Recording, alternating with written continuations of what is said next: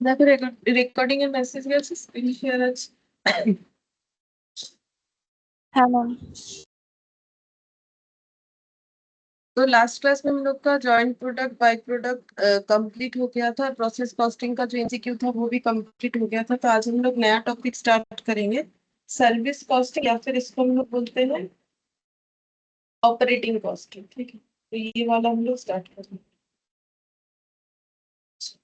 तो हेडिंग करना है हम लोग को पहले सर्विस कॉस्टिंग देते हैं।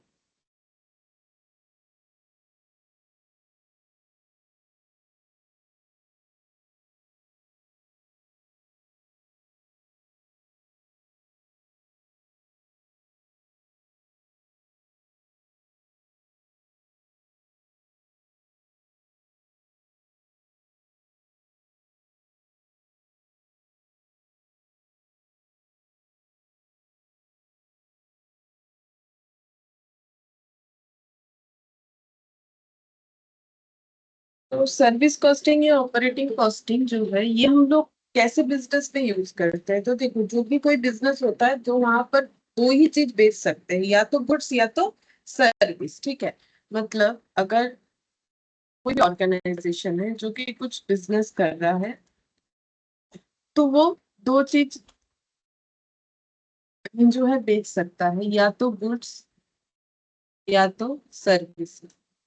ठीक है, तो गुड्स मतलब टेंजिबल चीजों का बात हो रहा है, और सर्विस मतलब इंटेंजिबल चीजों का बात। ठीक है, जैसे मेरा काम जो है वो सर्विस प्रोवाइड करना है। जैसे लॉयर हो गया, वो भी सर्विस प्रोवाइड करते हैं। डॉक्टर हो गया, ठीक है। कोई होटल रेस्टोरेंट जाके हम लोग खाना खाते हैं, ठीक है। होटल में जैसे घूमने गए तो फिर होटल में रहे तो वो भी क्या सर्विस प्रोवाइड कर रहे हैं। तो ट्रेन में चढ़ते हैं, बस में चढ़ते हैं, ऑर्गेनाइजेशन सर्विस प्रोवाइडर है, तो इनको भी तो अपने बिजनेस का कॉस्ट करना पड़ेगा। मतलब जैसे बस वाला कितना भाड़ा ले, तो वो कैसे पता करता है कि भाई इतना किलोमीटर जाने से इतना लेंगे या फिर इतना किलोमीटर जाने से इतना लेंगे, ये जो भाड़ा होता है तो ये कैसे बताता है। उसको भी कॉस्ट करना पड़ता है अपने सर्विस का, कि मेरे बस का डिप्रिशिएशन, ड्राइवर का सैलरी, कंडक्टर का सैलरी, या फिर और जो भी खर्चा होता होगा, ठीक है, डीजल का, पेट्रोल का जो भी यूज होता है, ठीक है। ये मतलब और भी बहुत सारे खर्चे हो सकते हैं, रोड टैक्स, इंश्योरेंस गाड़ी का। तो ये सब चीजों को जोड़ के ही तो वो अपने कस्टमर से जो है पैसा रिकवर करेगा ना। मतलब टिकट का जो प्राइस है वो तो उसके मतलब सर्विस का प्राइस हो गया ना। इसी को बेच के ही तो उसे प्रॉफिट मिलेगा, टिकट बेच के ही तो उसे प्रॉफिट मिलेगा। तो जो चीज वो बेचेगा उसके लिए उसको अपना प्रॉफिट लगाना पड़ेगा। प्रॉफिट करने के लिए तो कॉस्ट पता होगा तभी ना प्रॉफिट लगाएंगे। तो वैसे ही जैसे हम लोग टेंजिबल चीजों का कॉस्ट पता करते हैं, अब हम लोग इंटेंजिबल चीजों का कॉस्ट पता करेंगे। तो इस चैप्टर में हमें यही पढ़ना है कि किस तरीके से हम लोग इंटेंजिबल चीजों का कॉस्ट पता कर सकते हैं।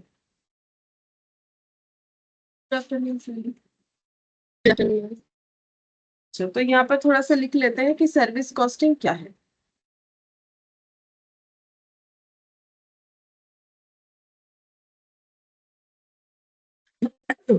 There are various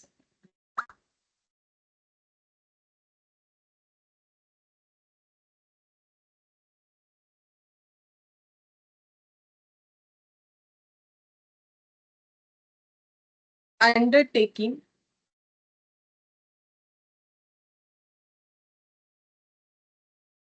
which provides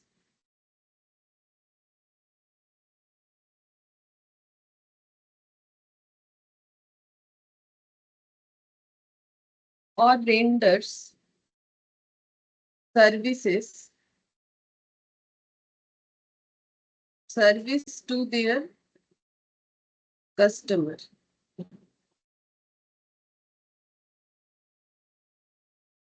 जैसे कि Airways, railways, hospital, transport.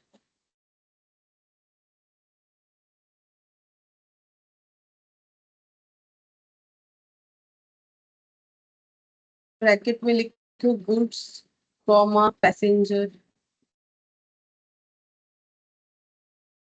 Electricity,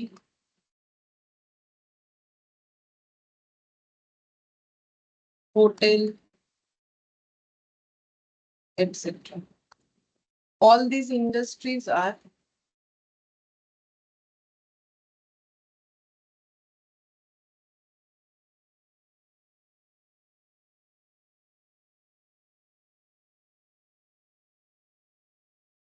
interested in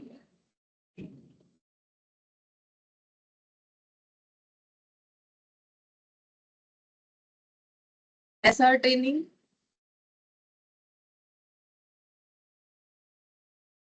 the cost of providing services.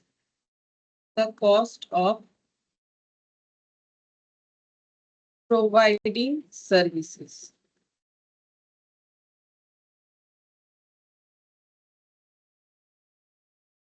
Comma, so that they can decide upon the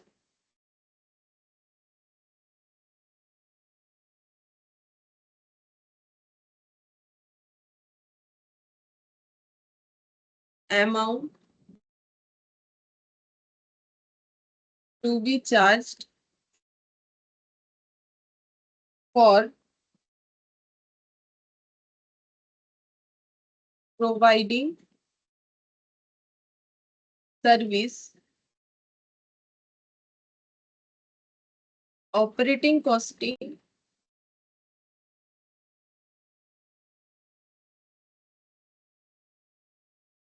is the technique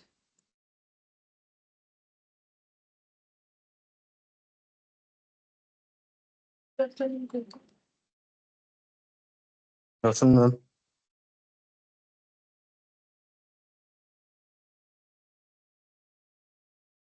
which is helpful in this regard.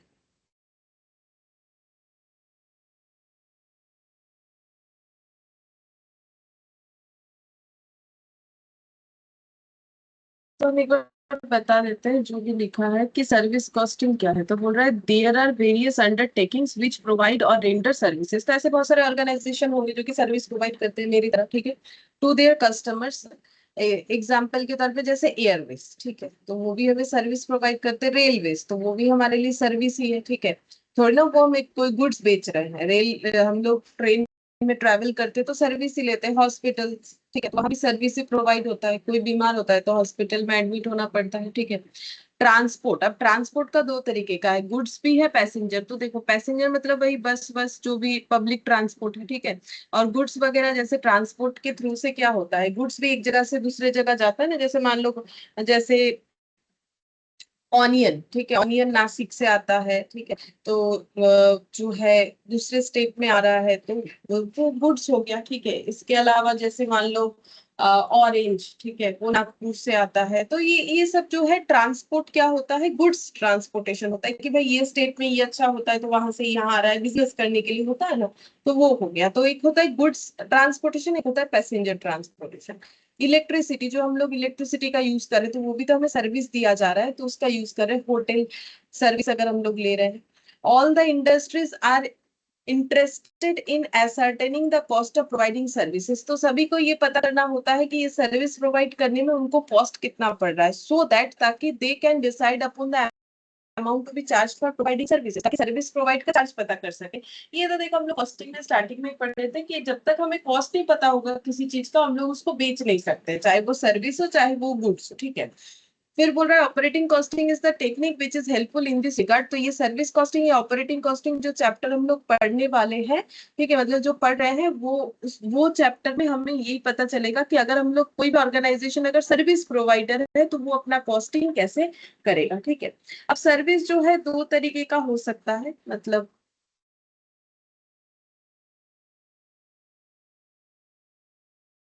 Internal external. Internal external, internal का मतलब यहाँ पर हो जाएगा कि organisation के अंदर, ठीक है, विद इन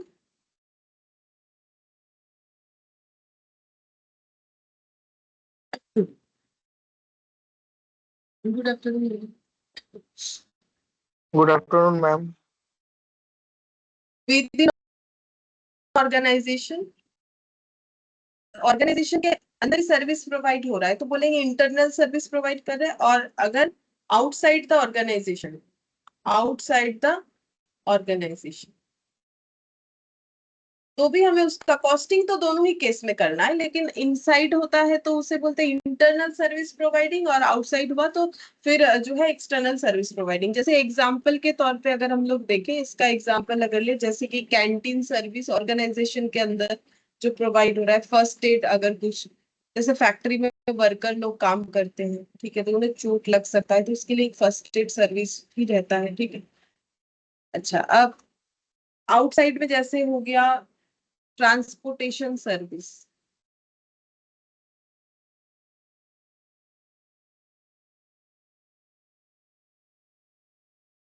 हॉस्पिटैलिटी,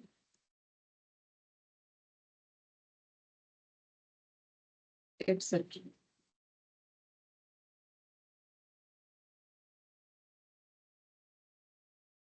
अच्छा, अब हम लोग पढ़ेंगे कॉस्ट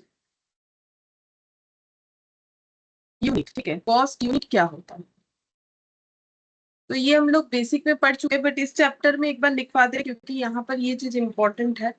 तो it is the base for which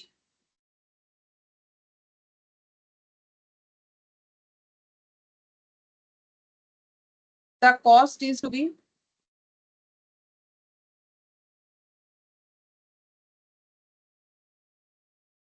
ascertained।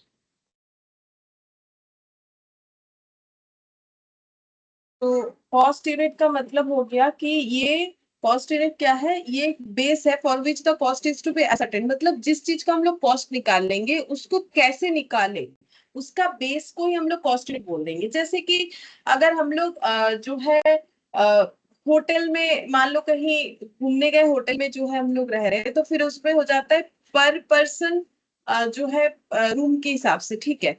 या फिर मूवी देखने गए, ठीक है, तो पर पर्सन पर टिकट के हिसाब से, पर शो के हिसाब से कि इतने घंटे का शो था, ठीक है। इसके अलावा जैसे बस में ट्रेवल करें तो पर पैसेंजर, ठीक है, तो उस वहां यूनिट हो गया पर पैसेंजर। किसी को हॉस्पिटल में एडमिट करना पड़ा तो पर पेशेंट, पर बेड, पर पेशेंट, ठीक है। इस तरीके से होता है। तो कॉस्ट यूनिट यहाँ पर बहुत इंपॉर्टेंट है कि हम लोग जिस चीज का कॉस्ट निकाल रहे हैं उसके ऊपर डिपेंड करेगा कि हम लोग का कॉस्ट यूनिट क्या होगा। जैसे कुछ एग्जांपल्स दे देते हैं। एग्जाम्पल के तौर पे, जैसे अगर कोई ट्रांसपोर्ट सर्विस है, अब ट्रांसपोर्ट सर्विस जैसे कि मैंने अभी अभी बोला दो तरीके का हो सकता है, एक हो सकता है हम लोग का गुड्स, और एक हो सकता है जो है ह्यूमन बीइंग का लिए, ठीक है, मतलब पैसेंजर के लिए। तो ट्रांसपोर्ट सर्विस अगर है तो हम लोग का कॉस्ट यूनिट उसमें क्या हो सकता है, कॉस्ट यूनिट हम लोग का हो सकता है पैसेंजर किलोमीटर, पैसेंजर किलोमीटर, ठीक है, अगर पैसेंजर ट्रांसपोर्ट है। और अगर गुड्स ट्रांसपोर्ट है तो टन किलोमीटर हो सकता है, ठीक है, टन किलोमीटर। अच्छा, अगर हॉस्पिटल का यूनिट, कॉस्ट यूनिट का बात करें, ठीक है, तो हॉस्पिटल जब सर्विस प्रोवाइड करता है तो वो अपना कॉस्ट किन यूनिट के हिसाब से कैलकुलेट कर सकता है, पेशेंट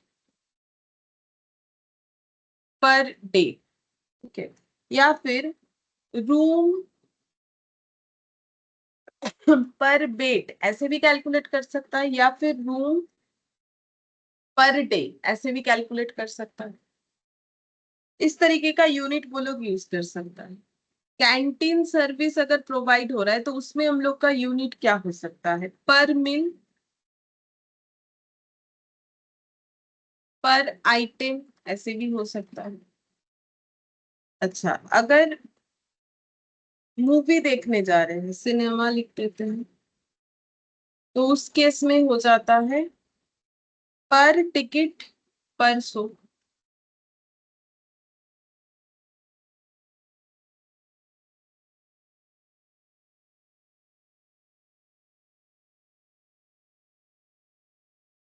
अगर कहीं होटल सर्विस ले रहे हैं तो उस केस में हो जाएगा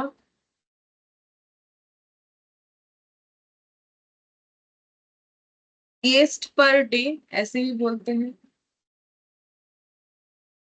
या फिर रूम पर डे, ऐसे भी होता है, ठीक है। तो ये बताया मैंने कि किस तरीके से कॉस्ट यूनिट होता है। तो इतने तरीके का मतलब हर एक बिजनेस के लिए उसका कॉस्ट यूनिट उस तरीके का बन सकता है। तो ये कुछ एग्जांपल्स चला गया। अच्छा, इसके अलावा भी हम लोग कॉस्ट यूनिट को ऐसे देखेंगे कि कॉस्ट यूनिट दो तरीके का होता है, सिंपल और कॉम्पोजिट, ठीक है। तो कॉस्ट यूनिट जो है वो टू टाइप्स होता है, एक है सिंपल, दूसरा है कॉम्पोजिट। तो सिंपल कॉस्ट यूनिट क्या है? सिंपल कॉस्ट यूनिट मतलब जहां पर एक ही कॉस्ट यूनिट होगा, वन कॉस्ट यूनिट। और कॉम्पोजिट का मतलब कंपाउंड, यानी एक से ज्यादा, तो more than one cost unit, more than one cost unit. अच्छा, अब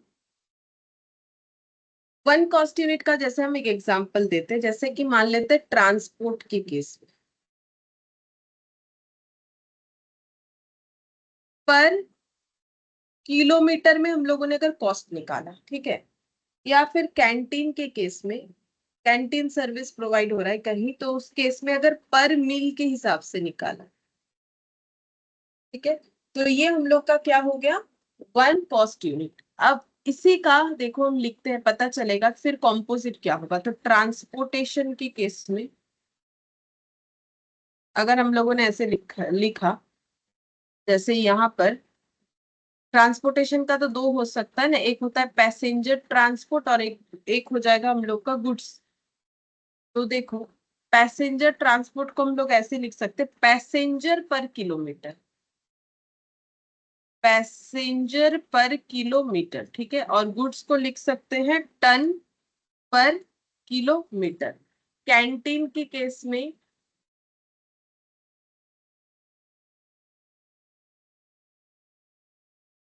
पर मील पर पर्सन, पर मील पर पर्सन, ठीक है।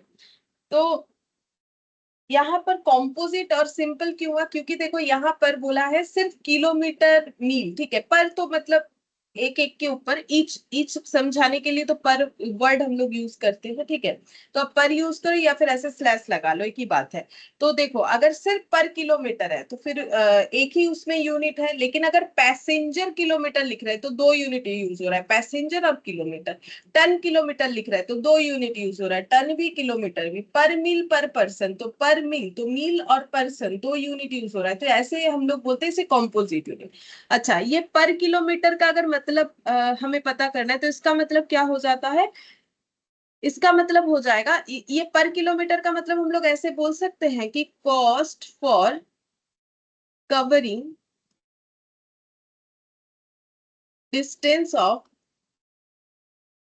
1 किलोमीटर। अगर हम लोग 1 किलोमीटर के डिस्टेंस को कवर करने का कॉस्ट निकाल रहे हैं तो हम लोग बोलेंगे पर किलोमीटर का कॉस्ट। तो फिर ये पैसेंजर किलोमीटर या फिर ये टन किलोमीटर को क्या बोल सकते हैं, तो इसको हम लोग क्या बोल सकते हैं, इसका अगर एक्सप्लेनेशन दे तो इसको हम ऐसे लिखेंगे, नीचे लिख दे, ऐसे लाइन लगा के लिख देते हैं, ठीक है। इसको हम लोग ऐसे रीड कर सकते हैं,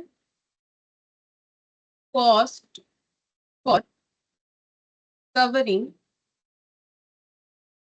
वन पैसेंजर और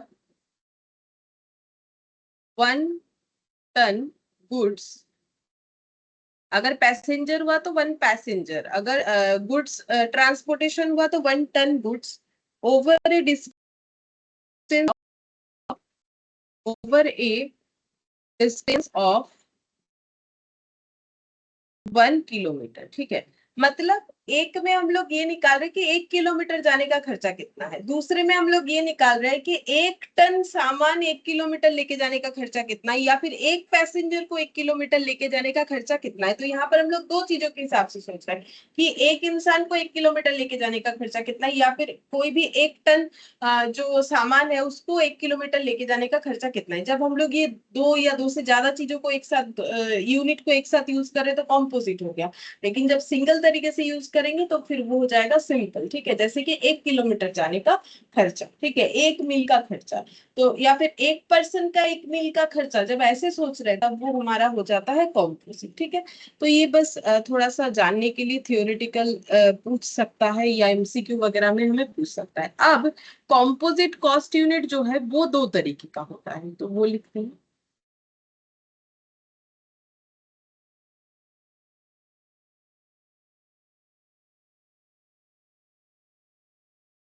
कॉम्पोजिट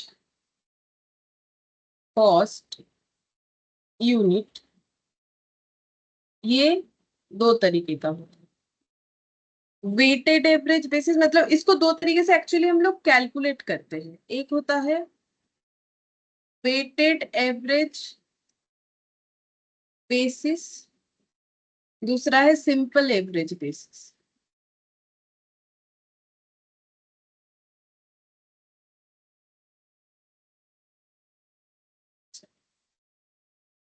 तो वेटेड एवरेज बेसिस जैसे एब्सोल्यूट टन किलोमीटर बोलते हैं। वेटेड एवरेज बेसिस से जब हम लोग कंपोजिट यूनिट कैलकुलेट करते हैं तो उसे बोलते हैं एब्सोल्यूट टन किलोमीटर। और जब सिंपल एवरेज मेथड से कंपोजिट कॉस्ट यूनिट कैलकुलेट करते हैं तो उसे बोलते हैं कॉमर्शियल टन किलोमीटर।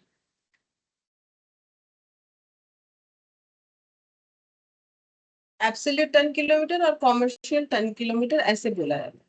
अब ये एब्सोल्यूट टन किलोमीटर और कॉमर्शियल टन किलोमीटर कैसे निकालते हैं उसके लिए क्वेश्चन ही ले लेते हैं, यहाँ पर है, उसी से हम लोग एग्जाम्पल भी वही मान लेंगे, उसी से सीख लेंगे।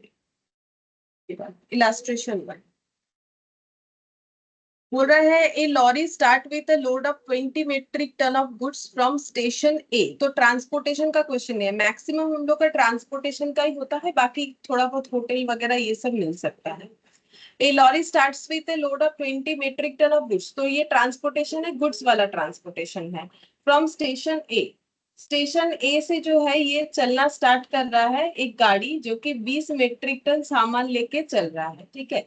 It unloads 8 metric ton in station B and balance goods in station C. तो पहले इतना तक ना हम लोग एक बार ड्रॉ करेंगे, ठीक है। तो इलास्ट्रेशन वन है।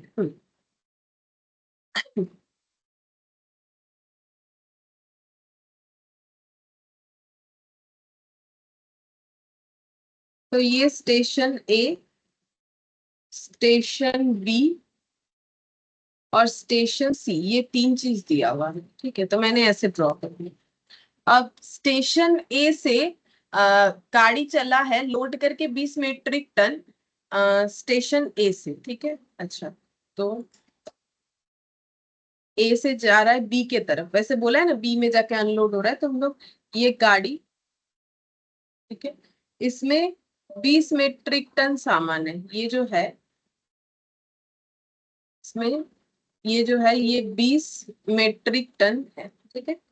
अच्छा, अब ये 20 मेट्रिक टन सामान लोड करके स्टेशन ए से चलना स्टार्ट किया। It unloads 8 metric ton in station B, station B पहुंचते ही इसने 8 मेट्रिक टन यहाँ पर खाली कर दिया, तो मैंने -8 मेट्रिक टन दिखा दिया। तो अभी लॉरी में कितना मेट्रिक टन सामान पड़ा हुआ होगा, अगर 20 में से 8 चला गया तो पड़ा हुआ है कितना, 12, ठीक है। तो अभी गाड़ी में 12 मेट्रिक टन सामान है, ये मान लो जो है ये 12 मेट्रिक टन सामान पड़ा हुआ। अब बोल रहा है कि एंड बैलेंस, अच्छा, it unloads 8 metric ton in station B and balance in station C. अच्छा, तो बी से जब सी में आया तो सी में आके बाकी जो है खाली कर दिया, बैलेंस, तो बैलेंस मतलब 12 मेट्रिक टन था, तो पूरा का पूरा 12 मेट्रिक टन यहाँ पहुंचते ही उसने खाली कर दिया। फिर बोल रहा है ऑन रिटर्न टिप, जब वो वापस जा रहा है, it reaches station A with a load of 16 metric ton. तो जब वो इस ए में वापस जा रहा है, क्योंकि वापस जाने का मतलब जहां से शुरू किया था वहीं पर लौट के जाएगा, तो जब वो वापस जा रहा है तो बोल रहा है कि 16 मेट्रिक टन सामान लेके चल रहा है। तो ये गाड़ी, ठीक है, अब यहाँ पर ये जो है ये 16 मेट्रिक टन लेके जा रहा है। फिर बोल रहा है the distance between A to B, B to C and C to A are 80, 120, 160। A से बी का डिस्टेंस 80 किलोमीटर, ठीक है। बी से सी का डिस्टेंस 120 और 160।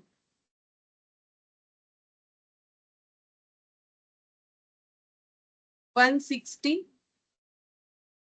Kilometre respectively. Compute the absolute metric ton kilometer and commercial metric ton kilometer. ठीक है, तो हमें एब्सोल्यूट मेट्रिक टन और कॉमर्शियल मेट्रिक टन निकालने के लिए बोला है, तो टन की जगह मेट्रिक टन बोला है, वो यूनिट है, ठीक है, टन की जगह मेट्रिक टन बोला है।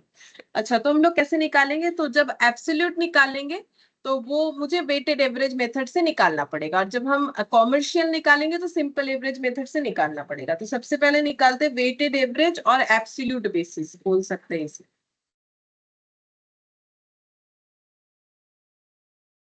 वेटेड एवरेज और एब्सोल्यूट बेसिस।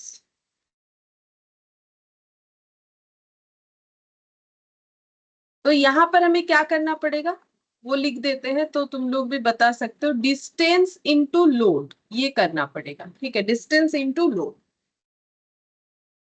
तो बोलो डिस्टेंस इनटू लोड, पहले केस में डिस्टेंस कितना है 80 किलोमीटर और कितना लोडिंग है 20 मेट्रिक टन, तो फिर कितना हो जाएगा 20 metric ton into 80 kilometre plus फिर डिस्टेंस इंटू लोड, तो फिर कितना हो जाएगा, पी में कितना हो जाएगा 120 किलोमीटर इंटू कितना होगा,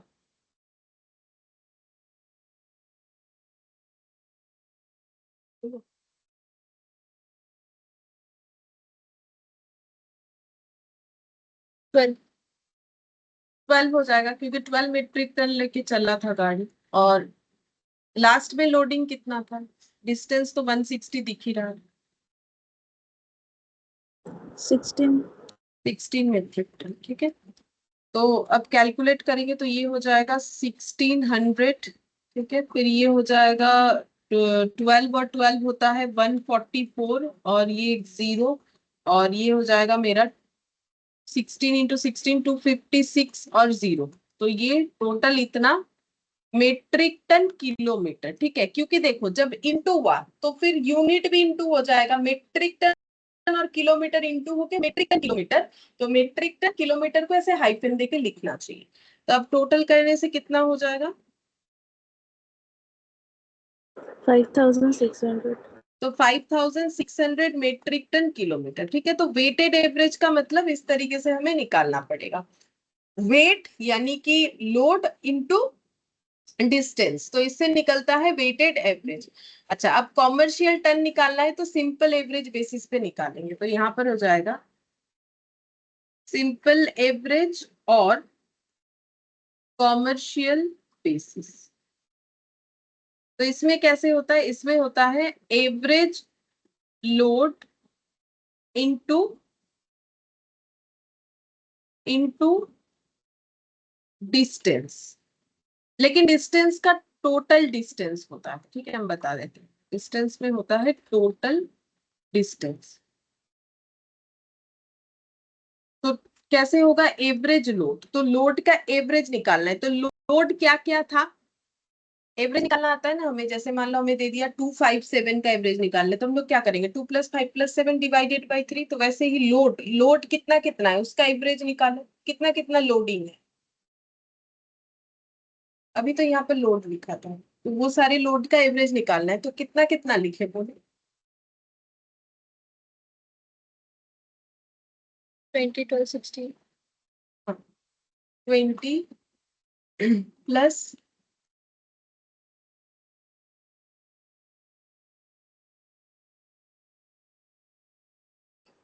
12 + 16/3 16 डिवाइडेड बाई 3, तो 3 लोड है तो 3 बोलना पड़ेगा, into total distance. Total distance कैसे निकालोगे, ऐड करके बोलो टोटल डिस्टेंस कितना कितना लिखे, ये तो सब डिस्टेंस का है, सब तो दिया हुआ है 360 80 + 180 + 160 360।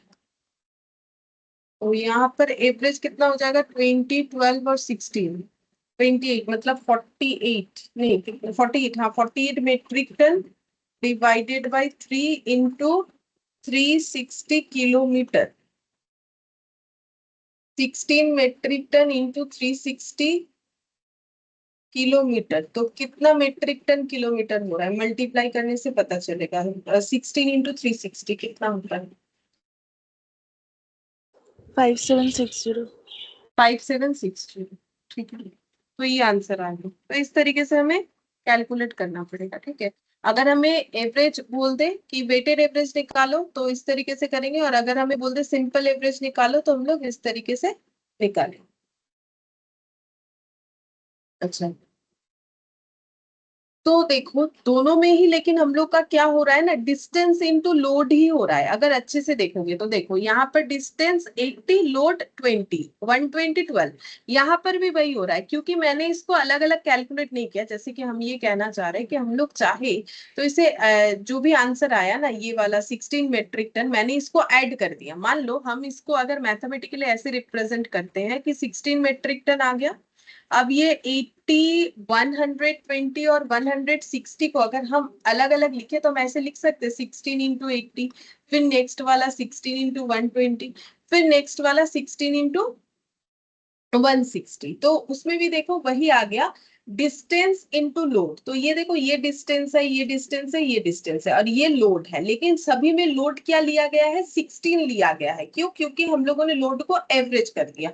बट यहाँ पर जितना, जब जितना लोड है और जितना किलोमीटर है उतना लिया गया है, मतलब एग्जैक्ट वैल्यू लिया गया है, इसीलिए इस मेथड का नाम एब्सोल्यूट है। ठीक है, एब्सोल्यूट क्यों? क्योंकि देखो एक्चुअली 80 किलोमीटर 20 मीट्रिक टन लेके जाया गया था, तो उतना ही किया गया है। ठीक है, और यहाँ पर 120 इंटू 12, यहाँ पर 160 इंटू 16, लेकिन यहाँ पर क्या हो रहा है, सेम वही चीज हो रहा है, बट जो लोड है वो एवरेज ले रहे हैं 16 16 16, तो इसीलिए इसको सिंपल एवरेज बोलते हैं। तो ये जस्ट याद रखने के लिए, दोनों में ही वैसे देखा जाए तो लोड इंटू जो है डिस्टेंस किया गया है। ठीक है, बट एक में हम लोग एग्जैक्ट लोड ले रहे हैं इसलिए उसका नाम एब्सोल्यूट है, और एक में हम लोग ले रहे हैं एवरेज। ठीक है, तो अगर हमें कभी ये पूछे इस तरीके का कोई क्वेश्चन तो हम लोग आंसर दे सकते हैं। अच्छा, फिर नेक्स्ट देखते हैं कौन सा क्वेश्चन हम लोग कर सकते हैं।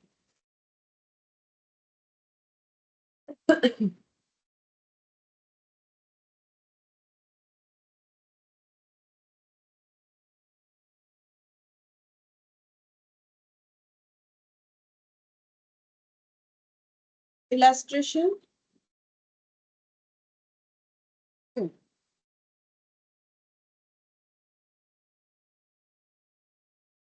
अच्छा, इसमें क्या बोला है, बोला है कि एक पैसेंजर ट्रांसपोर्ट कंपनी है जो कि इज रनिंग 5 बसेस, जो कि 5 बस चलाती है। ठीक है, इनके पास 5 बस है बिटवीन 2 टाउन, तो इनका बस जो है 2 टाउन के बीच में चलता है, विच आर 40 किलोमीटर अपार्ट, जिसमें डिस्टेंस है 40 kilometre. Seating capacity of each bus is 40 passengers, एक बस में 40 पैसेंजर बैठ सकते हैं। Following details are available from their books for the month of April. तो अप्रैल मंथ का कुछ डिटेल्स जो है हमें दिया गया है। क्या बोला है, salary of driver, salary of supervisor, diesel and other oil का खर्चा, repair maintenance, tax, insurance, depreciation, interest.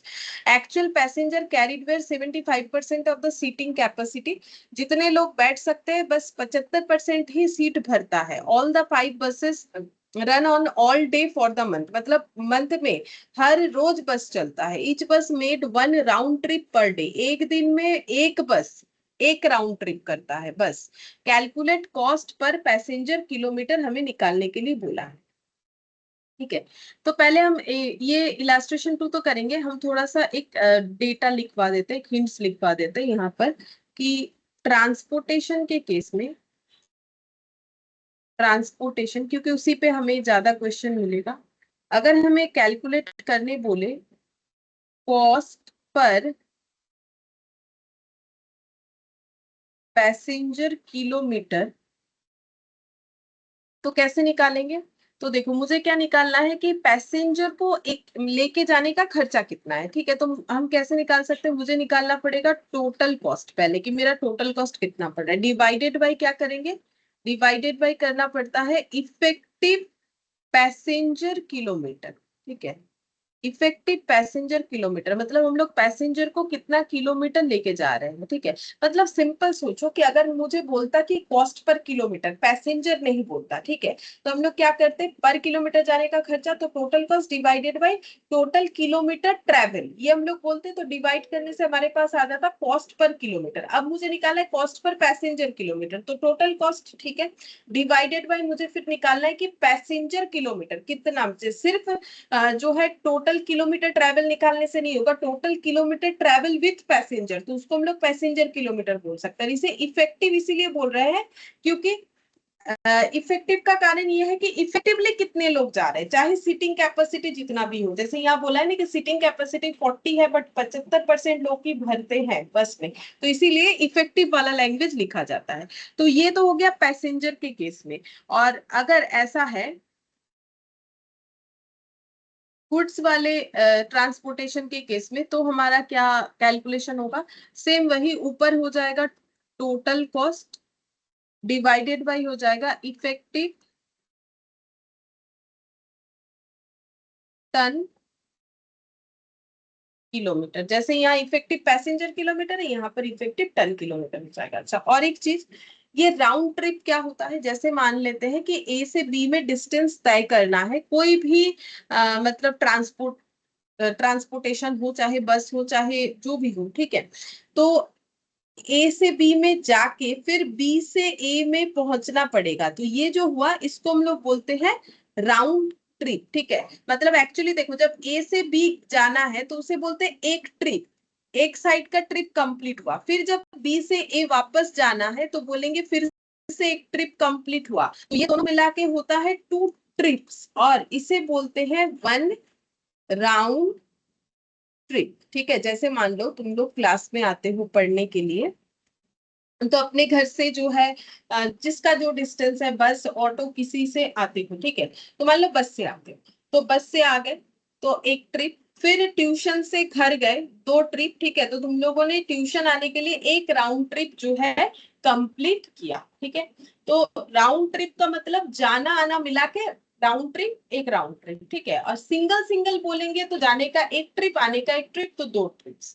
तो ये इसीलिए, ये ऐसा कुछ बड़ा बात नहीं है, ये मैंने इसीलिए बोला ताकि क्वेश्चन में जब राउंड ट्रिप वगैरह रहे तो हम लोग बात को समझ पाए कि क्या होगा, ठीक है।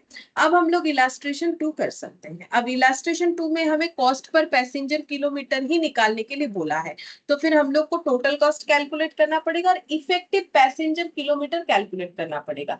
तो इफेक्टिव पैसेंजर किलोमीटर कैसे निकलेगा, पैसेंजर इंटू किलोमीटर करने से ही निकल जाएगा, ठीक है। जैसे कि देखो यहाँ पर एब्सोल्यूट जो है एब्सोल्यूट किलोमीटर जैसे हम लोगों ने निकाला तो डिस्टेंस इनटू लोड, ठीक है, तो उसी तरीके से यहाँ पर किलोमीटर इनटू पैसेंजर करने से निकल जाएगा। तो सबसे पहले हम लोग निकालेंगे, देखो हमें क्या दिया था कि एक कोई ट्रांसपोर्ट कंपनी है जिसके पास 5 बसेस है जो कि पैसेंजर कैरी करता है, और एक बस एक दिन में एक ही राउंड ट्रिप जो है तय करता है, और 40 किलोमीटर के डिस्टेंस को वो तय करता है। तो सबसे पहले क्यों ना हम निकाल ले कि कितना किलोमीटर जो है एक महीने में, यहाँ पर मंथली डिटेल्स है तो हमें सारी चीजों का ध्यान रखना पड़ेगा कि हमें ये जो टोटल कॉस्ट है ये किस बेसिस पे निकालना है, मंथली बेसिस पे, क्योंकि मेरा इफेक्टिव पैसेंजर किलोमीटर भी मंथली बेसिस पे निकलेगा। कभी कभी क्वेश्चन में ईयरली भी हो सकता है, बट यहाँ पर तो मुझे मंथली दिया है तो मुझे मंथली के हिसाब से चलना पड़ेगा। तो सबसे पहले निकालेंगे कि एक महीने में 5 बस जो है वो कितना किलोमीटर ट्रेवल करता है। तो सबसे पहले जो वर्किंग नोट बनेगा वो हम लोग का होगा kilometre cover in a month by 5 buses, ठीक है।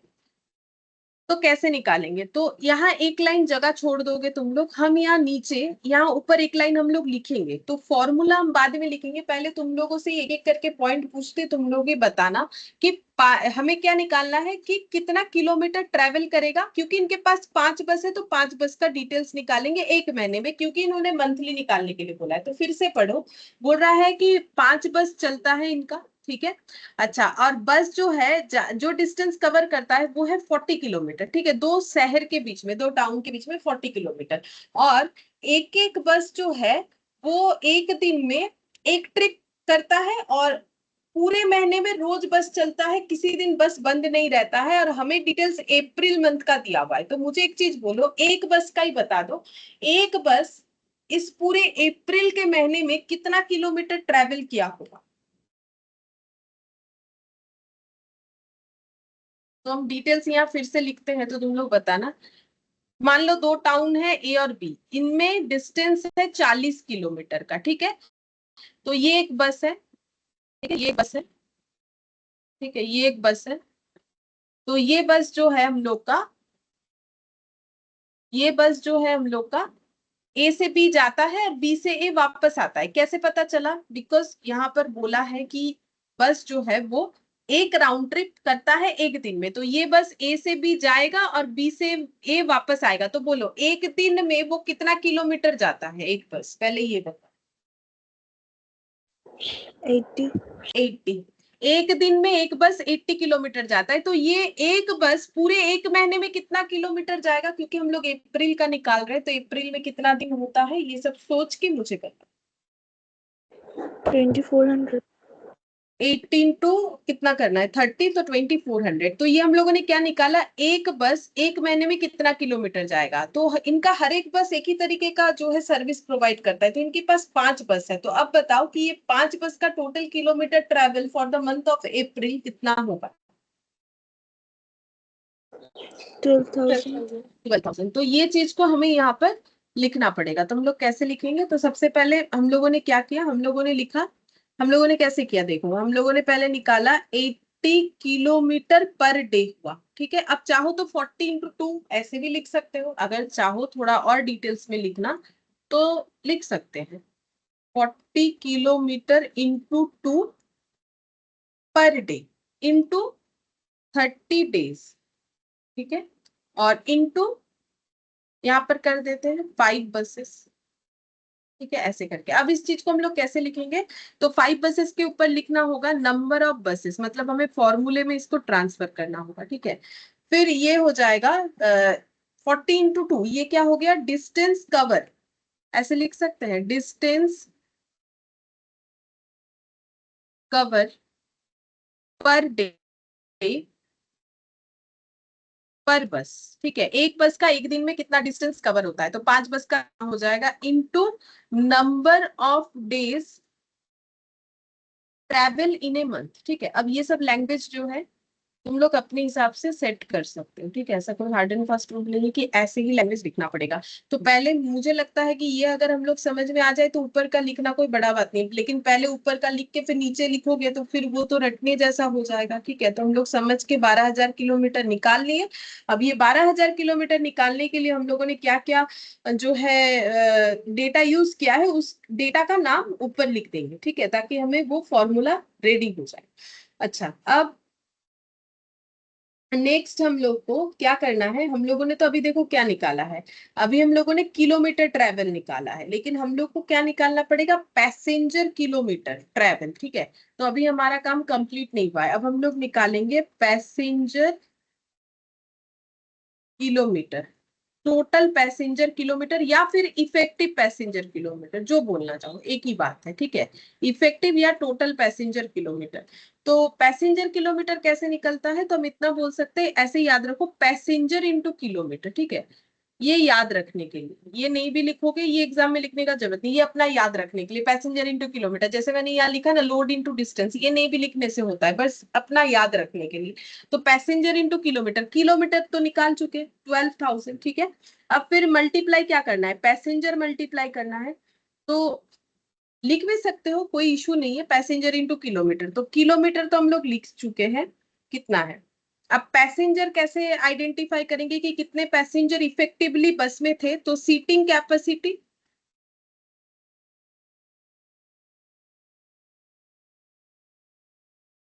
एक काम करते पहले सिखाते हैं ना फिर लिखेंगे, तो एक लाइन फिर से छोड़ो। तो कितने पैसेंजर बस में जो है नॉर्मली ट्रैवल करते हैं, तो बोल रहा है कि जितना कैपेसिटी उसका 75%, तो 40 का 75%, तो बोलो हर एक बस में कितने पैसेंजर ट्रैवल करते हैं। 40 का 70 कितना हो रहा है, 30, 30%।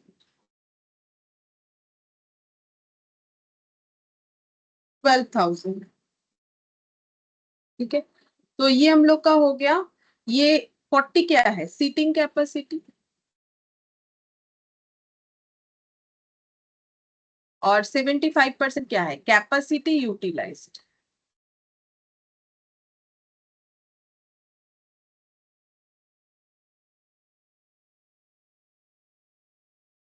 Into kilometre travelled by 5 bus in a month. ठीक है, तो ये कितना आ जाएगा ओवरऑल 13 to 12,000 करने के बाद। तो इतना पैसेंजर किलोमीटर।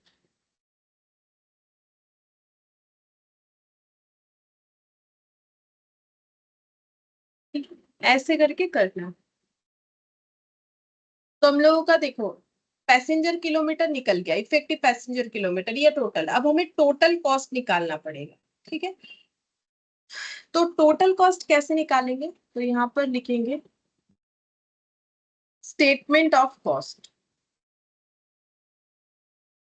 अब यहाँ पर भी हमें कॉस्ट को जो है 3 पार्ट्स में डिवाइड करना पड़ेगा। एक हो जाएगा फिक्स्ड, एक हो जाएगा वेरिएबल, और एक मेंटेनेंस। तो मेंटेनेंस चाहो तो करो, नहीं तो सिर्फ फिक्स वेरिएबल करने से भी होगा, या फिर एक और कैटेगरी मेंटेनेंस वाला जोड़ सकते हैं। अब यहाँ पर फिक्स्ड को हम लोग स्टैंडिंग बोलते हैं। ठीक है, फिक्स्ड भी लिख सकते हैं, कोई प्रॉब्लम नहीं है।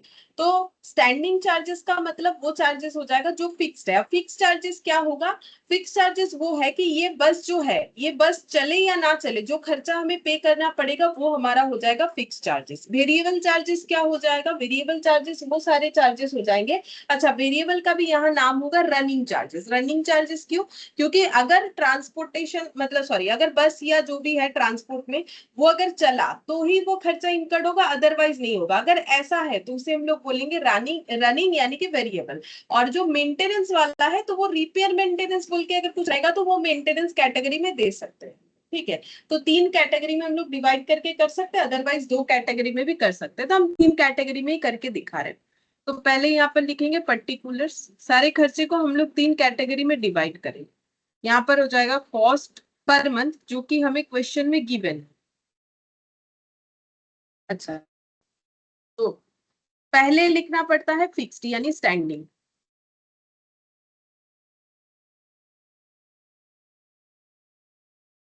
फिर रनिंग यानी कि वेरिएबल,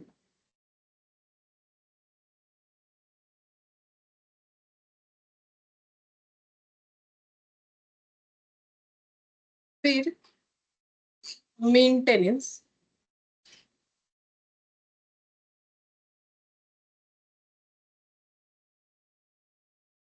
तो तुम लोग मेंटेनेंस कर लेना। ठीक है, 3 कैटेगरी में अभी करते हैं तो कर लेना, नहीं तो पहले तो 2 कैटेगरी में किया जाता था। कोई बात नहीं, तो तुम लोग मेंटेनेंस बना लेना। अच्छा, अब हम एक एक पूछेंगे कि कौन सा खर्चा कहाँ पर लिखे। ठीक है, जैसे कि सबसे पहले यहाँ पर दिया है salary of driver cleaner and conductor. ठीक है, तो बोलो सैलरी देते हैं हम लोग ड्राइवर को, क्लीनर को, कंडक्टर को। ठीक है, तो ये क्या होगा स्टैंडिंग Totals. रनिंग में। हाँ बिल्कुल,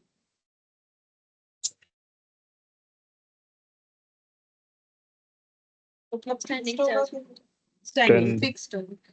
क्योंकि देखो हम लोग ऐसा नहीं बोल सकते ड्राइवर को कि क्योंकि सैलरी दे रहे हैं ना, तो ऐसा नहीं है कि बस चलेगा तो ड्राइवर को देंगे, नहीं तो नहीं। ऐसा थोड़ी है कि जब मन चाह बस चलाए, जब मन चाह नहीं चलाए, जब मन चाह उनको पैसा देंगे, जब मन चाह नहीं देंगे, तो फिर वो हमारे यहाँ क्यों काम करे।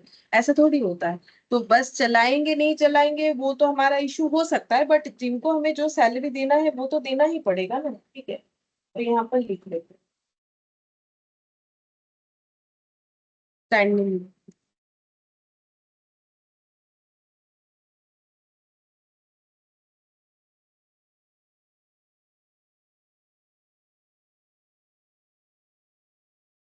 Salary of driver cleaner and conductor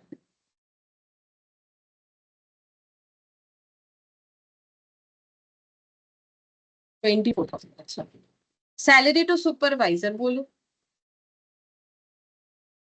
fixed variable क्या होगा? Standing. हाँ, salary to supervisor 10,000। Diesel and other oil ये Running. रनिंग, क्योंकि गाड़ी नहीं चलेगा तो ये खर्चा तो बच जाता है।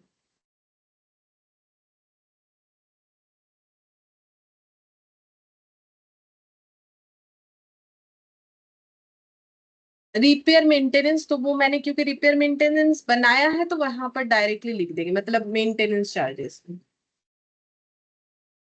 और अगर नहीं बनाते, बाई चांस अगर नहीं बनाते हैं, तो फिर हम लोग इसे फिक्स्ड या वेरिएबल किसी भी जगह पे दे सकते हैं। इसका लॉजिक ये है कि देखो, हमें नहीं पता कि हम ये रिपेयर मेंटेनेंस दो नेचर का हो सकता है, एक वेरिएबल भी हो सकता है। मतलब देखो, ऐसा तो नहीं है कि गाड़ी नहीं चलेगा तो रिपेयर मेंटेनेंस जरूरत ही नहीं पड़ेगा, ऐसा तो हम लोग बोल नहीं सकते, कंफर्मेशन नहीं दे सकते, ठीक है।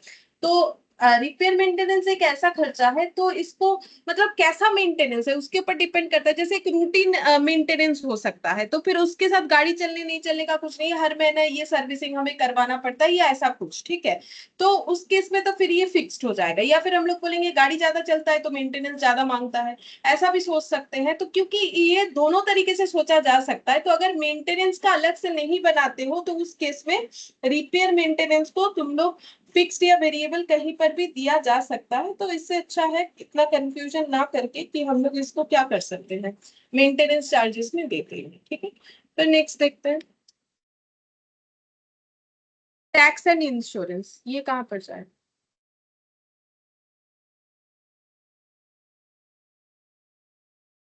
टैक्स का खर्चा, क्या गाड़ी नहीं चलेगा तो क्या टैक्स नहीं देना पड़ेगा? सोचो सोचो, टैक्स। Standing. हाँ, फिक्स्ड होगा, क्योंकि गाड़ी चलने नहीं चलने से क्या टैक्स तो भरना पड़ेगा, रोड टैक्स वगैरह, टैक्स इंश्योरेंस। अगर मैंने अपना गाड़ी नहीं चलाया तो क्या इंश्योरेंस नहीं भरना पड़ेगा?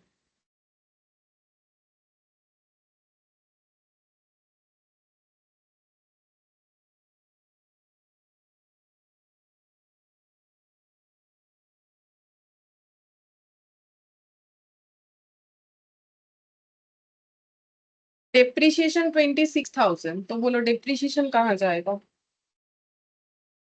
Running charges.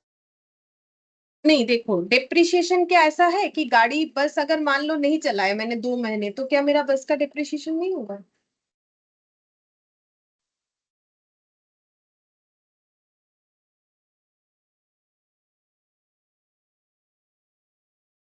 क्या बड़े बड़े चीज डेप्रिशिएट नहीं होगा?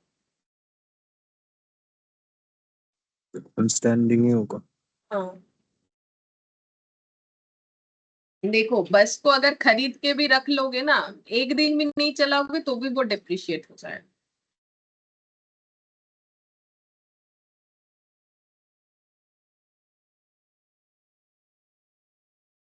अच्छा, इसके बाद इंटरेस्ट, तो बोलो कोई लोन वोन लिया होगा इंटरेस्ट, तो ये 20,000 लोन लोन क्या माफ हो जाएगा? हाँ, स्टैंडिंग लोन माफ थोड़ी ना होगा कि हम गाड़ी नहीं चला रहे तो भाई लोन नहीं भरना पड़ेगा, ऐसा तो कुछ नहीं होता है। अच्छा, अब हम लोग टोटल करते हैं, तो पहले स्टैंडिंग चार्जेस का टोटल कर लो, टोटल स्टैंडिंग चार्जेस कितना आ रहा है?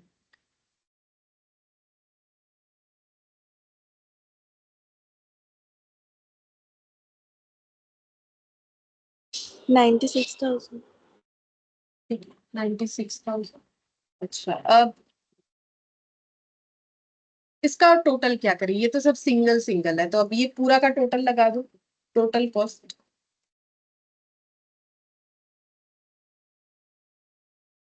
1 lakh.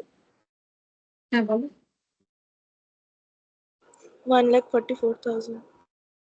1,44,000, क्योंकि ये पूरे मंथ का खर्चा निकल के आ गया। अब निकालना है हमें, क्या निकालने बोला है? कॉस्ट पर पैसेंजर किलोमीटर, मतलब एक पैसेंजर को 1 किलोमीटर लेके जाने का खर्चा कितना होगा, वो निकालने के लिए बोला है। कॉस्ट पर पैसेंजर किलोमीटर, ठीक है। तो देखो पूरे महीने में पैसेंजर जितने भी रहते हैं बस में, 5 बस में, उनको एक एक राउंड ट्रिप जो भी हम लोग कर रहे हैं उस पे हमारा खर्चा निकल के आता है 1,44,000। और इतना खर्चा करके हम लोग कितना पैसेंजर किलोमीटर ट्रेवल कर लेते हैं? 3,60,000 पैसेंजर किलोमीटर हम लोग ट्रेवल कर लेते हैं। तो फिर एक पैसेंजर किलोमीटर ट्रेवल करने का खर्चा कितना होगा? तो डिवाइड करने से देख लो कितना।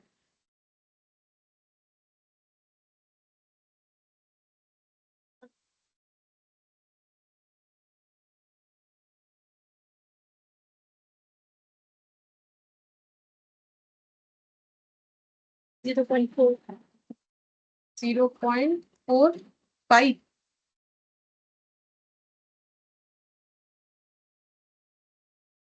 खाली 0.4। अच्छा 0.40। अच्छा इसका मतलब जो रुपीज इतना पैसेंजर किलोमीटर, मतलब एक पैसेंजर को 1 किलोमीटर लेके जाने का जो खर्चा है वो कुछ इतना आ रहा है। ठीक है, तो इस तरीके से हमें कैलकुलेट करना पड़ता है। अच्छा अब इलास्ट्रेशन 3।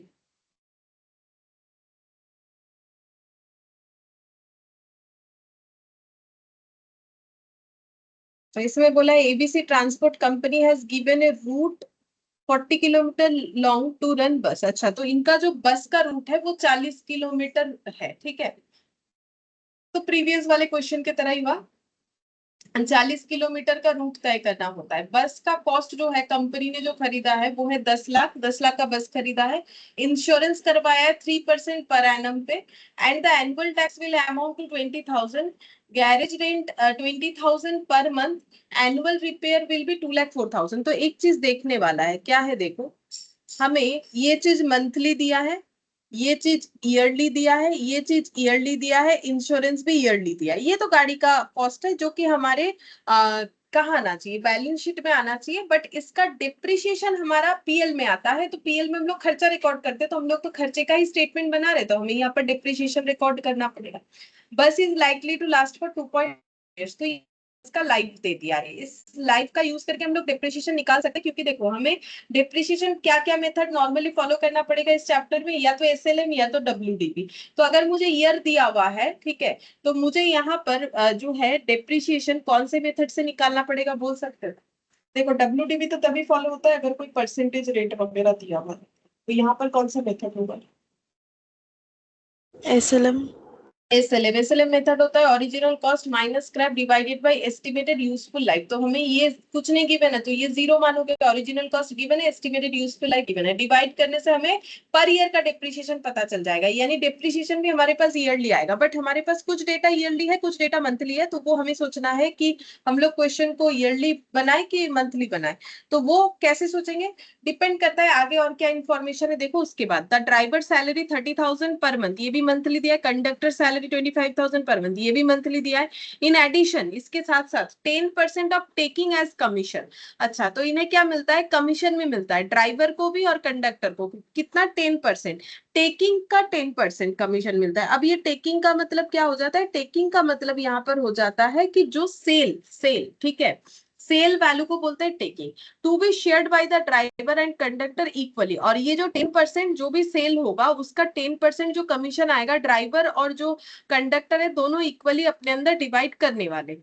फिर बोला है cost of stationery will be 1,000 per month, फिर से मंथली डेटा दिया है। मैनेजर कम अकाउंटेंट सैलरी ये भी मंथली दिया है 17,000 पर मंथ। पेट्रोल ऑयल जो है 500 पर 100 किलोमीटर दिया है। ठीक है, तो इसका मतलब पेट्रोल का खर्चा या तो हमें मंथली निकालना पड़ेगा या तो ईयरली। अगर हम लोग क्वेश्चन मंथली करेंगे तो मंथली खर्चा निकालेंगे, अगर ईयरली करेंगे तो ईयरली खर्चा निकालेंगे। The bus will make 3 up and down trip. तो 3 अप एंड डाउन ट्रिप का मतलब कितना सारा राउंड ट्रिप? अप डाउन मतलब जाना आना।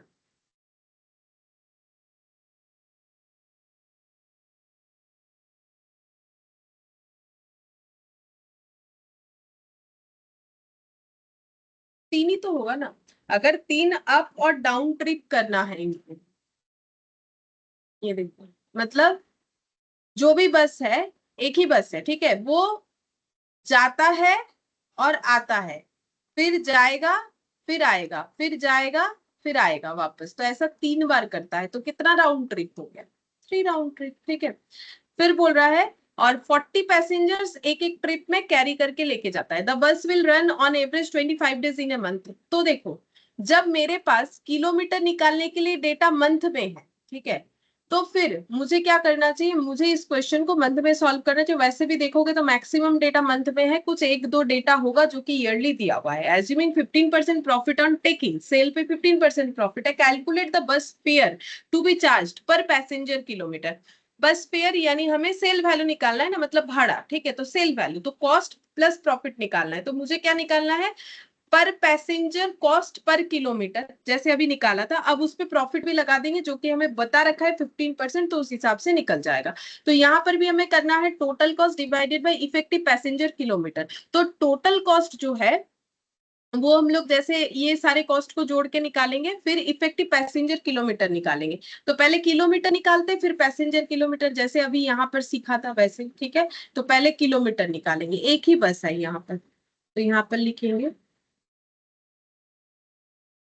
Total kilometre travelled by the bus, एक ही बस है, बाई द बस पर मंथ, ठीक है, क्योंकि हमें मंथली पूछा है। तो मंथली ये बस कितना किलोमीटर ट्रेवल करता है, तो तुम लोग मुझे पहले बताओ कितना किलोमीटर ट्रेवल करता है, फिर हम यहाँ पर फॉर्मूला वगैरह लिखेंगे। तो बस देखो, एक ही बस है, ठीक है, वो कितना डिस्टेंस कवर करता है, पहले यहाँ पर देखते हैं। डिस्टेंस पहले देखेंगे ना, 40 किलोमीटर डिस्टेंस कवर करता है, ठीक है। और हर रोज 40 किलोमीटर जाना आना, ऐसा वो 3 बार करता है। तो बोलो एक दिन में कितना किलोमीटर ट्रेवल करता है, तो 40 किलोमीटर जाना आना ऐसा 3 बार करता है।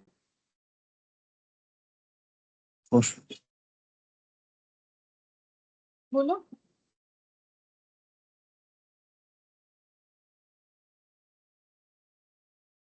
240 किलोमीटर, 240 किलोमीटर सही है। ये देखो 40 किलो, यहाँ पर क्या बोला है, ए रूट 40 किलोमीटर, रूट मतलब पूरा 40 किलोमीटर तय करके जाना पड़ेगा। तो ये 40 किलोमीटर, फिर वापस आना है 40 किलोमीटर, ऐसा 3 बार। तो ये देखो, फिर 40, फिर 40, फिर 40, फिर 40, तो ये ऐसा 3 बार। तो ऐड करो 40 40 40 40 40 40, तो ये देखो 80 किलोमीटर एक राउंड ट्रिप में, 80 और 80, 80 इंटू 3, ये हो जाएगा 240 किलोमीटर। तो ये एक दिन का बात हो गया, ठीक है, क्योंकि एक दिन में ही वो 3 बार अप एंड डाउन कर लेता है बस, तो एक दिन में जो है 240, ठीक है। अब यहाँ पर ये बस कितने दिन चलता है, 25 डेज इन ए मंथ। तो बोलो पूरे मंथ में कितना किलोमीटर ट्रेवल होगा, 6,000. 6000, ठीक है। तो यहाँ पर लिखेंगे ऐसे, देखो 40 किलोमीटर इंटू 2 इंटू 3 इंटू 25, और यहाँ पर 1 लिख सकते हैं। तो यहाँ पर 1 मतलब नंबर ऑफ बस, ठीक है। फिर 40 इंटू 2 ये हो जाएगा distance covered per day into number of trip into number of days in a month. तो टोटल करने से हम लोग का 6000 किलोमीटर आ जाएगा। तो एक बस जो है पूरे मंथ में 6000 किलोमीटर ट्रेवल करता है। अब हम लोग निकालेंगे total passenger kilometre, total passenger kilometre. तो इसके लिए हमें क्या करना है, पैसेंजर इंटू किलोमीटर करना है, पैसेंजर इंटू किलोमीटर, ठीक है। तो किलोमीटर तो हम लोग निकाल चुके हैं, पैसेंजर निकालेंगे। तो पैसेंजर कैसे निकालेंगे, पैसेंजर जितना कैरी करके लेके जा रहे हैं, तो पैसेंजर कितना कैरी करके लेके जा रहे हैं, 40 पैसेंजर कैरी करके लेके जाते हैं। कैपेसिटी वगैरह कुछ नहीं बोला है, कैपेसिटी यूटिलाइज भी कुछ नहीं बोला है, तो फिर 40 का ही यूज कर लेंगे डायरेक्टली, ठीक है। तो 40 पैसेंजर्स इंटू 6000 किलोमीटर, तो पैसेंजर किलोमीटर कितना हो जाएगा, 24, 2,40,000. अच्छा 2,40,000 पैसेंजर किलोमीटर। और इसको हम लोग लिखेंगे कैसे, 6000 को हम लोग लिख देंगे kilometre travelled by the bus per month, और पैसेंजर हो जाएगा, यहाँ पर लिख लेते हैं seating capacity to capacity utilised. ठीक है, तो यहाँ पर लिख देते हैं पैसेंजर कैरिड।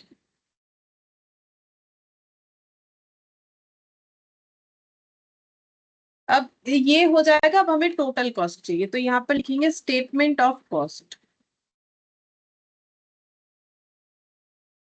या फिर statement of cost per passenger kilometre. Overall तो हम लोग वही निकालने वाले हैं, तो वो भी लिख सकते हैं।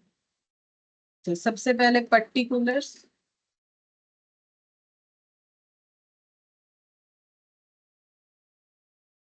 पर मंथ, पर एनम में भी निकाल सकते हो, कोई बड़ा बात नहीं है। अगर तुम लोग चाहो तो ईयरली भी निकाल सकते हो। जैसे अगर ईयरली कर लेते क्वेश्चन, तो ये 6,000 में इंटू 12 कर लेते, ठीक है।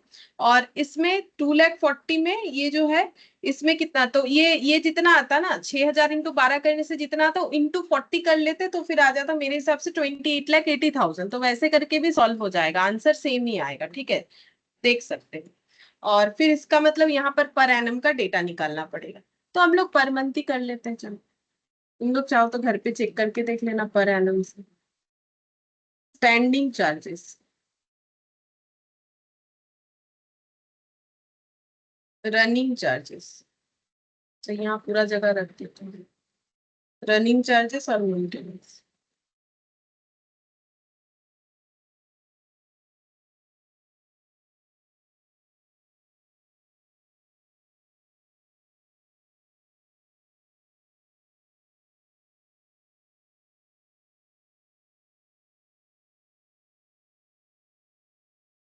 तो देखो, सबसे पहला खर्चा हमें बोल रखा है,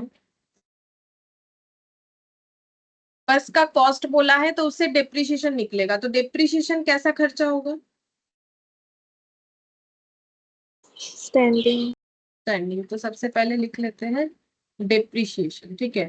तो डेप्रिसिएशन कितना होगा? बस है 10 लाख का, ठीक है, और डिवाइडेड बाय 2.5 करेंगे, तो हमें जो डेप्रिसिएशन मिलेगा वो ईयरली मिलेगा। अब इस डेटा को मुझे डिवाइडेड बाय 12 करना पड़ेगा, तब जाके मुझे क्या मिलेगा? Monthly data. तो बोलो तो ये पूरा करके कितना आ रहा है?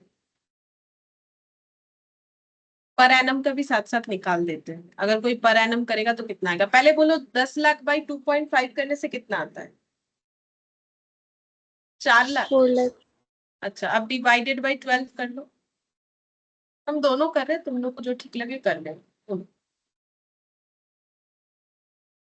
पॉइंट पॉइंट में आएगा, बोलो बोलो। 33.33। 33,333, 4 लाख बाई 12। अच्छा, फिर बोल रहा है इंश्योरेंस करवाया है हम लोगों ने 3% पर एनम। किसका इंश्योरेंस करवाया? बस का। तो बस का इंश्योरेंस 3% किस पे लगाओगे? कुछ तो बोला नहीं है, तो किस पे लगाओगे? इंश्योरेंस कैसे होता है? वैल्यू, चीज का वैल्यू के ऊपर इंश्योरेंस कॉस्ट बढ़ता है ना। जितना महंगा चीज होगा, इंश्योरेंस का कॉस्ट उतना होगा। तो बोलो किस पे लगेगा? 10 लाख। 10 लाख। 10 लाख पे 3%, तो कितना आएगा? अच्छा, पहले बोलो फिक्स्ड होगा कि वेरिएबल?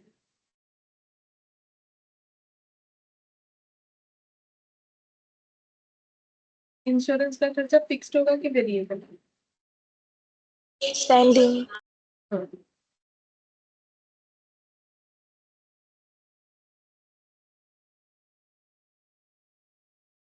10 लाख का 3%, तो कितना हो जाएगा? 30,000। ये ईयर में आ जाएगा, और मंथली निकालेंगे तो डिवाइडेड बाय 12 करके बताओ। 2,500। 2,500, ठीक है।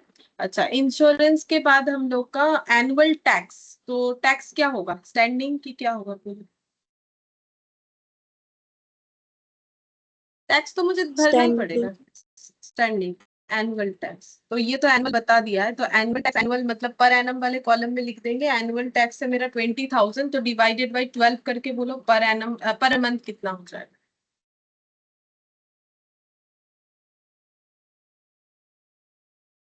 1,666। 1,667 लिखेंगे। अच्छा, फिर है गैरेज रेंट। तो बोलो गैरेज रेंट क्या होगा? स्टैंडिंग वेरिएबल क्या होगा? Standing. स्टैंडिंग होगा, क्योंकि बस चले या ना चले थोड़ी ना ऐसा है कि गैरेज वाला भाड़ा नहीं लेगा। वो तो बस चला के रखो, ऐसे ही पटक के रखो, वो तो लेगा भाड़ा। 20,000 पर मंथ, तो 20,000। अब ईयरली फिर कैसे ट्रांसफर करोगे? इंटू 12 कर देना, तो फिर 2,40,000 आ जाएगा।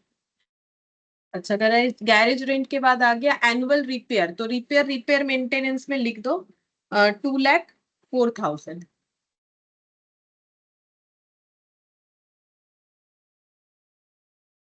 रिपेयर 2,04,000, इसका मंथली निकालो, 12 से डिवाइड करो।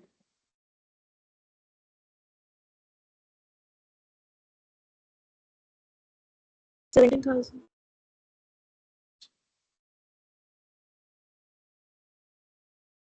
फिर बोल रहा है कि बस लाइकली टू लास्ट, ये तो यूज कर लिया। ड्राइवर सैलरी 30,000 पर मंथ, तो बोलो ये कहाँ जाएगा? ड्राइवर सैलरी और कंडक्टर सैलरी दोनों, बोलो कहाँ जाए?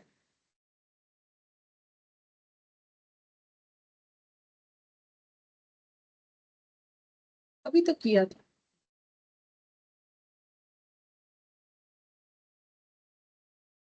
सैलरी थोड़ी ना बस चलने या नहीं चलने पे कम या ज्यादा होगा।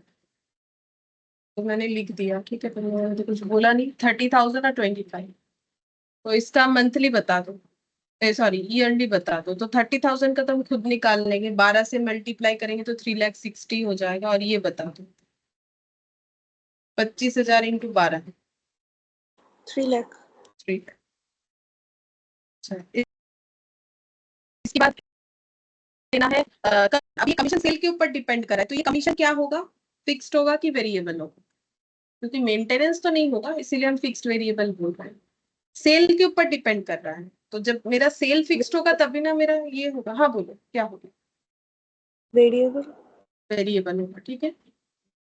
Commission to driver,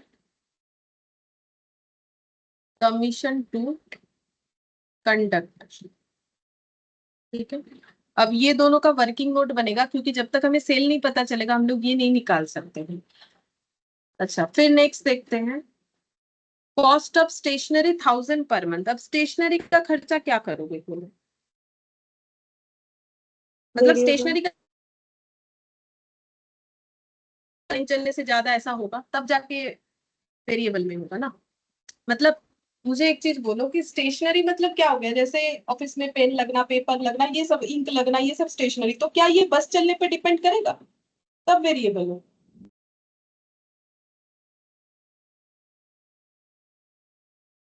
No, ma'am. आज अकाउंट्स मेंटेन कर रहे हैं, बस चला या नहीं चला उससे थोड़ी ना मेरा जो है खर्चा कम ज्यादा होगा। तो फिर क्या होना चाहिए? स्टेशनरी।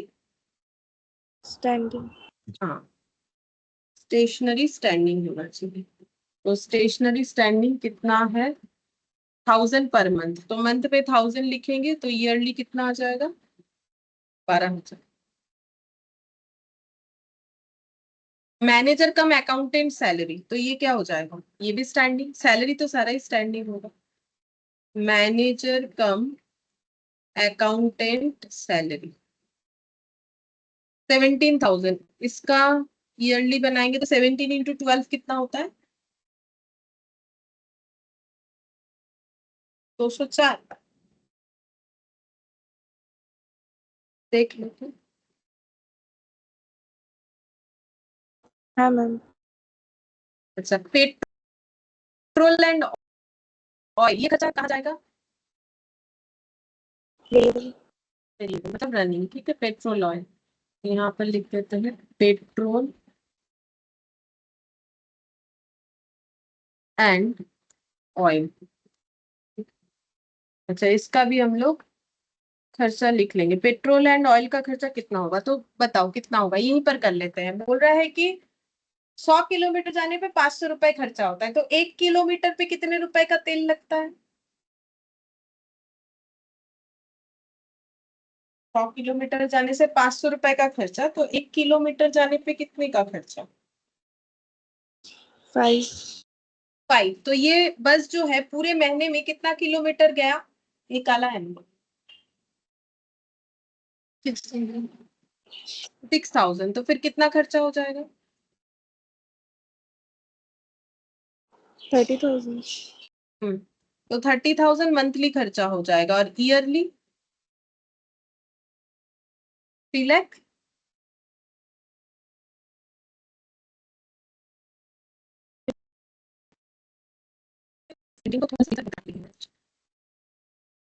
अच्छा ये बन गया। अच्छा ये हम लोग कर चुके, ये भी कर चुके, बस अब प्रॉफिट लगाना है। 15% प्रॉफिट लगाना पड़ेगा, ठीक है। तो ये सब टोटल करने पे हमारे पास आ जाएगा टोटल कॉस्ट। टोटल कॉस्ट ए प्लस बी प्लस सी, मतलब स्टैंडिंग और ये मेंटेनेंस और वेरिएबल। फिर यहाँ पर ऐड करेंगे प्रॉफिट, ठीक है, जो कि ऐड करना है 15% ऑन सेल्स, 15% ऑन टेकिंग या सेल्स, ठीक है। तो ऐड करने से हमारे पास आ जाएगा टेकिंग, सी यानी सेल। और उसके बाद भी हमें निकालना पड़ेगा टेकिंग पर पैसेंजर किलोमीटर, वो निकालना पड़ेगा, ठीक है। अच्छा तो अब हम लोग जो हमारे पास ये ड्राइवर का खर्चा नहीं पता वो कैलकुलेट करना पड़ेगा। तो उससे पहले हमारे पास जो फिक्स्ड खर्चा है उसका टोटल लगा के बोलो। तो तुम लोग मंथली वाला करेंगे तो ईयरली अलग से कैलकुलेट करने का जरूरत नहीं पड़ेगा। तो मुझे बताओ कितना आ रहा है।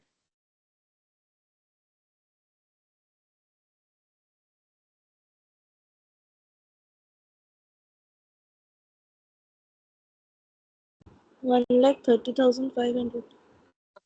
1,30,500 इंटू 12 करो, ये वाला आ जाए 15,66,000. 15,66,000।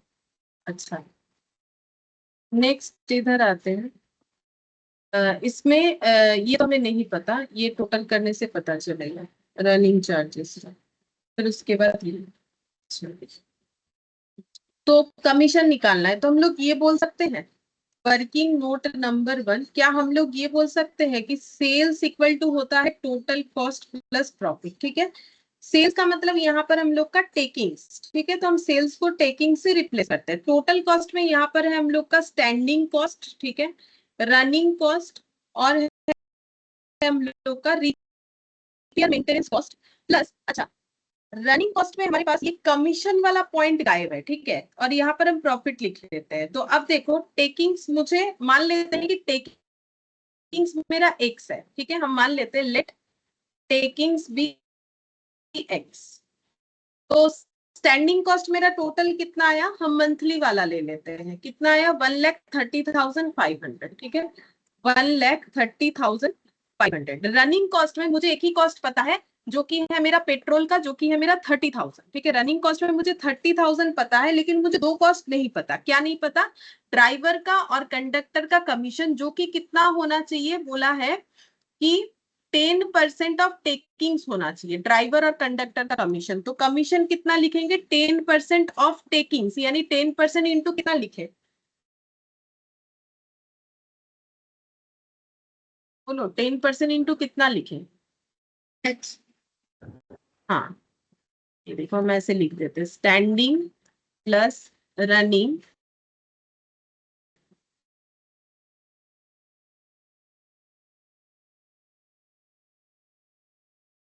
पेट्रोल का कमीशन प्लस, मतलब रनिंग में कमीशन भी हमें ऐड करना पड़ेगा, उसके लिए तो करना पड़ा, plus repair plus maintenance, maintenance, ठीक है।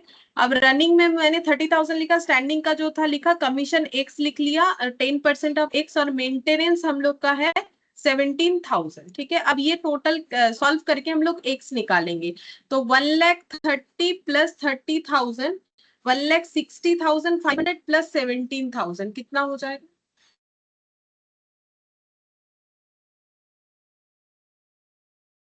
1,77,500 प्लस 10% ऑफ एक्स, मतलब हम लोग बोल सकते हैं 0.1x। अच्छा यहाँ प्रॉफिट लिखना भूल गए, ठीक है, टोटल कॉस्ट प्लस प्रॉफिट, और प्रॉफिट कितना है 50% of taking, so 50% into x, तो इसको हम लोग लिख सकते हैं 0.15x, ठीक है।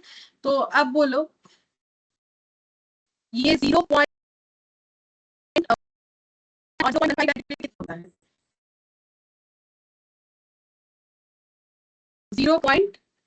0.25x होता है। अब ये इधर कुछ नहीं है, मतलब 1 है, तो 1 माइनस 0.25 कितना हो जाएगा, 0.75 0.75 x इक्वल टू 1,77,500, तो x कितना हो जाएगा?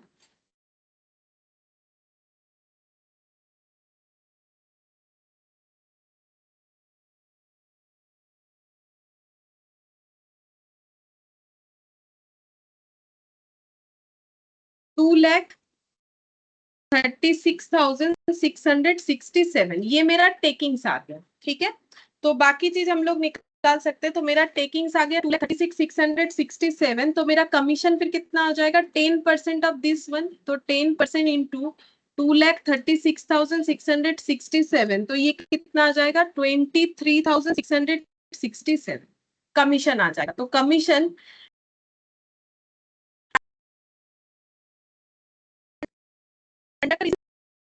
तो आधा कितना होगा? डिवाइडेड बाई 2 इंटू 10%, इतना भी आएगा डिवाइडेड बाई 2, तो 11,833 11,833। ठीक है, तो ये हम लोग लिख लेंगे वर्किंग नोट 1 बोल के यहाँ पर 11,833 11,833 working note number 1 working note number 1। अब इंटू 12 करने से हमें पता चल जाएगा कि ईयरली कितना होता है। तो 1,42,000 ईयरली में आ रहा है। अच्छा, पूरा डेटा लेंगे। ठीक है, अब इसका टोटल करते हैं। 11,833 प्लस 11,833 प्लस 30,000 5,3,666। ये हो गया टोटल रनिंग। और रिपेयर का ये इधर टोटल करते हैं इंटू 12, तो इधर का पता चल जाएगा। ईयरली वाला भी 6,43,992। ठीक है, अच्छा, ये हो गया टोटल रनिंग। ऐसे ब्लॉक कर देते हैं। रिपेयर का जितना है, अब टोटल कॉस्ट कैसे होगा? A प्लस बी प्लस सी, मतलब 5,3 ये 666 ये वाला प्लस 2,04,000 प्लस इधर जो आया था ईयरली वाला 15,66,000, तो 24,13,992 और डिवाइडेड बाय 12 करने से इधर वाला निकल जाएगा 20,1166, और टोटल भी करोगे तो इतना ही आ जाएगा। ठीक है, अब प्रॉफिट लगाएंगे। तो प्रॉफिट है 15% ऑन टेकिंग, तो प्रॉफिट भी निकाल लेते हैं। यहाँ पर वर्किंग नोट बोल के लिख देंगे 15% इंटू 236,667, तो कितना आएगा?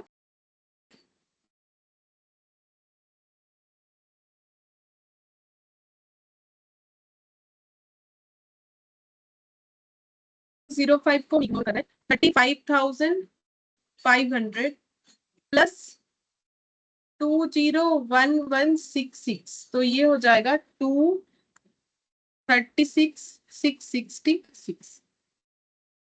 35,500 इंटू 12, 4,26,000 प्लस 24,13,992, 28,39,992। तो ये हम लोग का टेकिंग्स आ गया। अच्छा, अब हम लोग को निकालने क्या बोला था? कॉस्ट पर पैसेंजर किलोमीटर, ये बोला था यहाँ पर। Calculate the bus fare to be charge per passenger kilometre, ये निकालने के लिए बोला था। ठीक है, तो cost per passenger kilometre, cost per passenger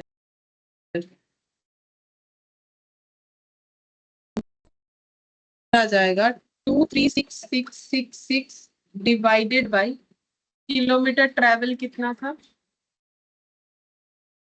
passenger kilometre 2,40,000, तो कितना आ रहा है?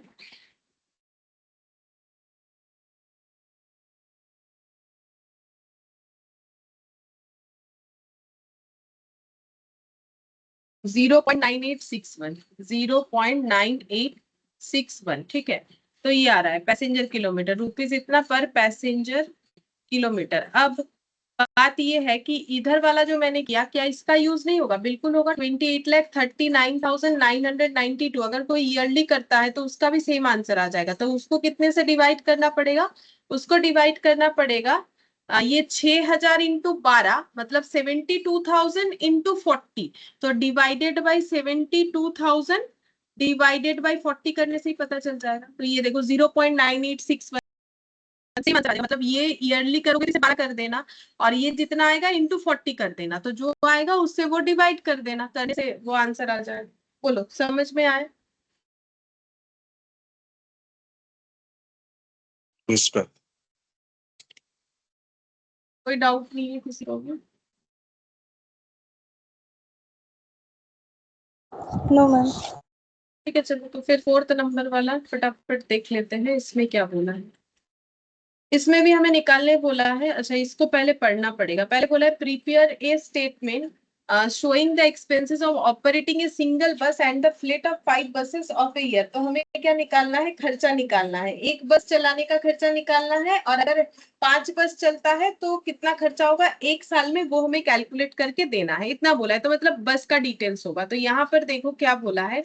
बोल रहा है कि SMC is a public school having 5 buses each playing in different directions for the transport of its school student। तो स्कूल स्टूडेंट को ट्रांसपोर्ट करने के लिए स्कूल के पास जो है 5 बस है, और सारे बस जो है अलग अलग डायरेक्शन में जाता है। मतलब जहाँ बच्चों का घर आ जाता है, बच्चों को पिक करता होगा, ठीक है। In view of a large number of student availing of the bus service, the buses work two shift daily both in the morning and in the afternoon. तो बोल रहा है कि बहुत सारे बच्चे हैं, तो फिर सभी को सर्विस देने के लिए, क्योंकि सब बस सर्विस ले रहे हैं, तो इनको 2 शिफ्ट करना पड़ता है, मॉर्निंग में एक शिफ्ट और आफ्टरनून में एक shift. The buses are engaged in the school, ये स्कूल के लिए काम करते हैं। The workload of the students has been so arranged that in the morning the first trip pick up senior student and the second trip playing on our trip playing an hour later picks up the junior students। अब ये जो है समझो कि यहाँ पर कैसे बोल रहा है। तो देखो बोल रहा है कि एक स्कूल है जिनके पास 5 बस है, ठीक है। अब बस से वो बच्चे लोगों को ले जाना ले आना करते हैं, और जो है इतना ज्यादा बस का मतलब जो है बस सबको ही ले रहे हैं, तो फिर इन्हें पूरे दिन में 2 बार जो है ट्रिप देना पड़ता है, मॉर्निंग में और जो है आफ्टरनून में। तो इनका जो ट्रिप है वो कैसे करके होता है, तो देखो सबसे पहले सुबह मॉर्निंग में एक ट्रिप होता है। मॉर्निंग में क्या होता है, पहले बस जाता है, बच्चों को लेता है, ठीक है, फिर वापस आ जाता है। और आफ्टर 1 आवर फिर 1 घंटे बाद फिर ऐसा होता है, 1 घंटे बाद फिर बस सुबह ही, ठीक है, फिर बस जाता है, फिर वापस बच्चों को लेके आ जाता है, ठीक है। ऐसे बोला है, देखो मैंने बोला, क्वेश्चन बोल रहा है that in the morning the first trip pickup senior student. अच्छा, फर्स्ट मॉर्निंग में पहले जो है सीनियर स्टूडेंट्स को पिक करता है बस, तो मैंने एसएस लिख दिया।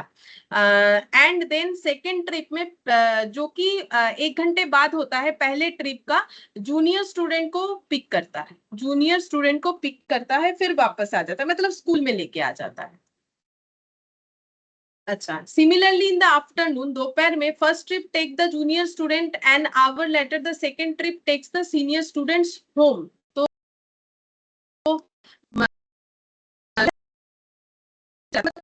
कंप्लीट हो जाता है तो बच्चे घर चले जाते हैं। तब क्या होता है कि स्कूल से बच्चों को लेके जो है उनके घर तक छोड़ दिया जाता है, ठीक है। अच्छा, अब ये कैसे होता है, देखो बोल रहा है कि first take the junior student. तो जब घर लौटने का बारी होता है तो जूनियर बच्चों को पहले लौटा दिया जाता है, फिर उसके बाद सीनियर बच्चे को लौटा दिया जाता है, ठीक है। फिर क्या बोल रहा है, the distance travel by each बस वन वे इज 8 किलोमीटर। तो एक वे में 8 किलोमीटर, मतलब ये जाने का 8 किलोमीटर, ठीक है। तो फिर वापस आने का भी 8 किलोमीटर, हर एक बस का वही है। तो फिर 8 किलोमीटर जाना पड़ता है, 8 किलोमीटर वापस आना पड़ता है। सिमिलरली यहाँ पर भी वही 8 किलोमीटर जाना पड़ता है, 8 किलोमीटर आना पड़ता है। यहाँ पर भी वही 8 किलोमीटर जो है जाना पड़ता है, फिर 8 किलोमीटर वापस आना पड़ता है, ठीक है। अच्छा, अब नेक्स्ट क्या बोल रहा है यहाँ पर, the distance travel by each bus on one way is 8 kilometre, the school work 25 days in a month. तो एक महीने में स्कूल 25 खुला रहता है, remain closed vacation in May June December. तो 3 महीना स्कूल बंद रहता है वैकेशन के वजह से। Bus fee however is payable by the student for all 12 months in a year, but school छुट्टी रहे उससे कोई मतलब नहीं है। बस का फीस जो है वो 12 महीने का ही इनको भरना पड़ता है। The details of expenses for a year as under, driver salary, cleaner salary, जो है सैलरी पेएबल फॉर, अच्छा ये डिटेल्स दिया है, ये इतना खर्चा है। अच्छा, अब सीटिंग कैपेसिटी वगैरह ये सब बोल रखा है। अब हमें बोला है कि student picked up and dropped within a range up to 4 kilometer of distance from the school are charged half fare, and 50% of the student traveling in each trip are in this category। अच्छा, तो ये ऊपर का तो पूरा details बोला है। Seating capacity बस का 50 बच्चे का है, ठीक है। और हर बस जो है उसका एवरेज माइलेज 4 किलोमीटर पर लीटर ऑफ डीजल है। वो डीजल के खर्चे को निकालने के लिए डिटेल्स दिया है, ऊपर बाकी खर्चे निकालने के डिटेल्स दिए हुए। सीटिंग कैपेसिटी फुल्ली ऑक्युपाइड होता है पूरे साल भर में, 50 स्टूडेंट के 50 स्टूडेंट ही रहते हैं। अब बोल रहा है जो बच्चे जिनका घर 4 किलोमीटर के अंदर है, उनसे हाफ हाफ भाड़ा लिया जाता है, और 50% ऐसे बच्चे जो कि 4 किलोमीटर के रेंज में है स्कूल से। और बाकी जो बोल रहा है कि since the charges are to be based on average cost you are required to, अभी हमें क्या निकालना है, प्रिपेयर करना है statement showing the expenses of operating a single bus and the fleet of 5 bus for year. तो एक साल का हमें सिंगल बस चलने का खर्चा और 5 बस चलने का खर्चा बताना है, ठीक है। तो सबसे पहले खर्चा बताने के लिए हमें क्या करना पड़ेगा, हम लोगों को निकालना पड़ेगा distance covered by 5 buses in a year, ठीक है। तब तो हम लोग बोल सकेंगे कि एक बस चलाने का खर्चा कितना पड़ रहा है। तो यहाँ पर लिखते हैं working note number 1, distance covered by 5 bus in a year.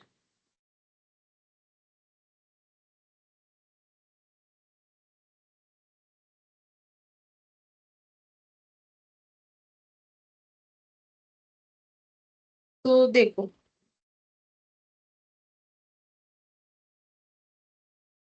अगर हम लोग 5 मल्टीप्लाई कर लेंगे लास्ट में तो 5 बस का निकल जाएगा। तो बस हमारा 8 किलोमीटर जाता है, 8 किलोमीटर आता है। ऐसा कितना बार होता है, मॉर्निंग में 2 बार, आफ्टरनून में 2 बार, ठीक है।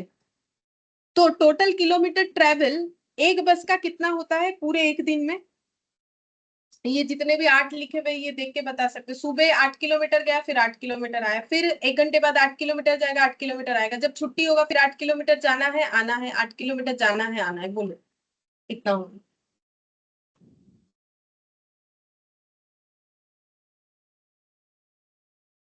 नहीं बोल सकते, ये 8 ऐड नहीं कर सकते हम लोग।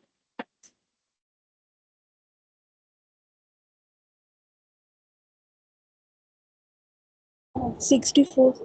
हाँ 64 तो हम लोग बोल सकते हैं कि एक राउंड ट्रिप में फिर कितना किलोमीटर, मतलब लिखेंगे तो थोड़ा उसे जजा के लिखेंगे ना। एक बार राउंड ट्रिप मतलब कितना किलोमीटर, एक बार राउंड ट्रिप मतलब एक बार जाना और आना। बोलो 16।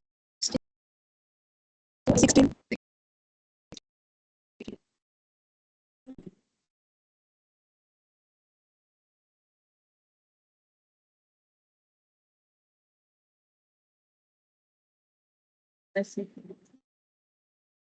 1 किलोमीटर इंटू 2, ऐसा 4 ट्रिप है, 4 इंटू 4, ठीक है। तो ये 4 को हम लोग लिख सकते हैं round trip, number of round trip, और 8 इंटू 2 को क्या लिखेंगे, डिस्टेंस कवर्ड बाई पर बस पर ट्रिप, ठीक है, ऐसे लिख दिया। अच्छा, अब एक महीने में जो है कितना दिन चलता है बस, कहाँ गया, एक महीने में कितना दिन चलता है बोला, 25 दिन। तो ये एक दिन का हो गया, तो 25 डेज, तो ये हो जाएगा days travel in a month.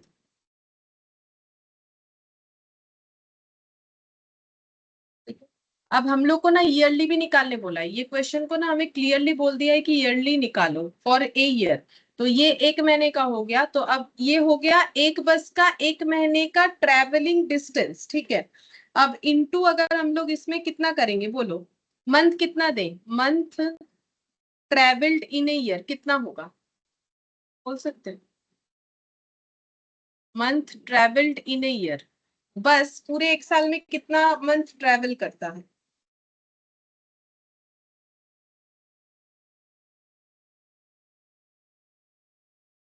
9 month. 9 month होगा क्योंकि 12 महीने में 3 महीना स्कूल छुट्टी रहता है, ठीक है, तो इसलिए 9 मंथ होगा। और नंबर ऑफ बसेस कितना है, 5 है। तो अब ये मुझे बता दो कि टोटल करने से कितना आएगा। ये एक बस का था, ये 5 मल्टीप्लाई कर दिया, 5 बस आ जाएगा, बोलो कितना होगा।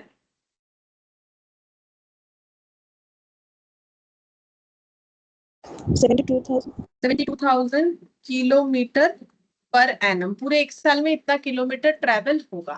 तो हमें बोला था कि prepare statement showing the expenses of operating a single bus and the fleet of 5 buses for year, bus expenses निकालने बोला। तो work out the average cost per student per month, अच्छा ये भी निकालने बोला है, एवरेज कॉस्ट भी निकालने बोला है, एक एक स्टूडेंट का पर मंथ एवरेज कॉस्ट कितना होगा ये निकालने के लिए बोला।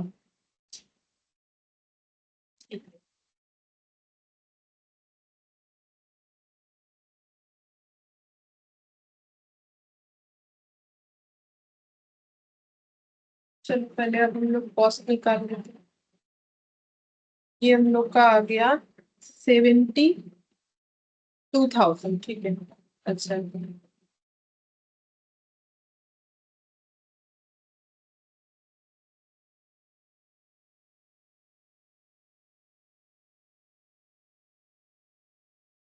Statement of expenses, statement of expenses of operating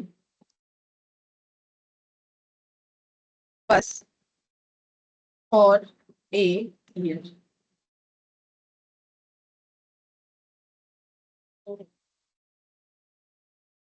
particulars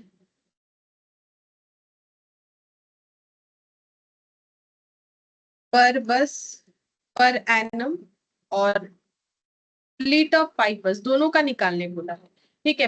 per annum मतलब 5 बस का एक साल का, और एक बस का, ये दोनों ही निकालने बोला, फ्लीट ऑफ 5 बस एंड द फ्लीट ऑफ 5 बस। तो सिंगल बस और 5 बस दोनों निकालने बोला है। तो सबसे पहले लिखेंगे स्टैंडिंग, तो स्टैंडिंग चार्जेस में क्या क्या आ जाएगा, फिर लिखेंगे रनिंग,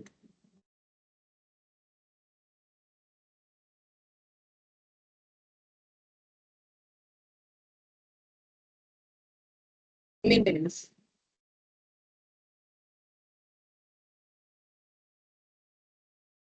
तो सबसे पहला खर्चा देखो बोल रहा है ड्राइवर सैलरी 4,500 पर मंथ पर ड्राइवर। तो बोलो कहाँ लिखे, पहले बोलो ड्राइवर सैलरी लिखे कहाँ, फिक्स्ड में। ड्राइवर सैलरी बोला है 4,500 पर मंथ पर ड्राइवर, तो 4,500 तो यहाँ पर आ जाएगा। लेकिन ये देखो बोला है 4,500 पर मंथ पर ड्राइवर। अच्छा तो मुझे तो दोनों ही साल का निकालना है, तो 4,500 इंटू 12, तो एक बस का कितना हो जाएगा। एक बस में एक ड्राइवर है जिसे 4,500 पर मंथ दिया जाता है, तो पूरे साल का कितना देना पड़ेगा। 4,500 इंटू 12 बताओ कितना होता है।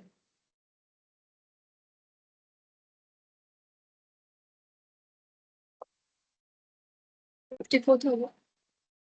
तो ये हो गया पर बस पर एनम। और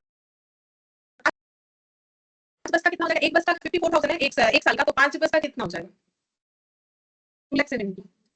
5 से मल्टीप्लाई करोगे तब ना पता चलेगा। 5 बस का, ये एक बस का एक साल का, तो 5 बस का 54 इंटू 5। ड्राइवर सैलरी के बाद क्लीनर सैलरी बोल रहा है, सैलरी पेबर फॉर ऑल 12 मंथ्स, पूरे 12 मंथ्स ही सैलरी दिया जाता है, 3,500 पर मंथ करके है, तो ये भी फिक्स्ड में आएगा, सैलरी है तो क्लीनर्स सैलरी। तो 3, ये देखो यहाँ पर कितना दिया है 3,500 पर मंथ, मुझे पूरे एक साल का निकालना है एक बस का, तो एक बस में एक क्लीनर, तो 3,500 इंटू 12 कितना होता है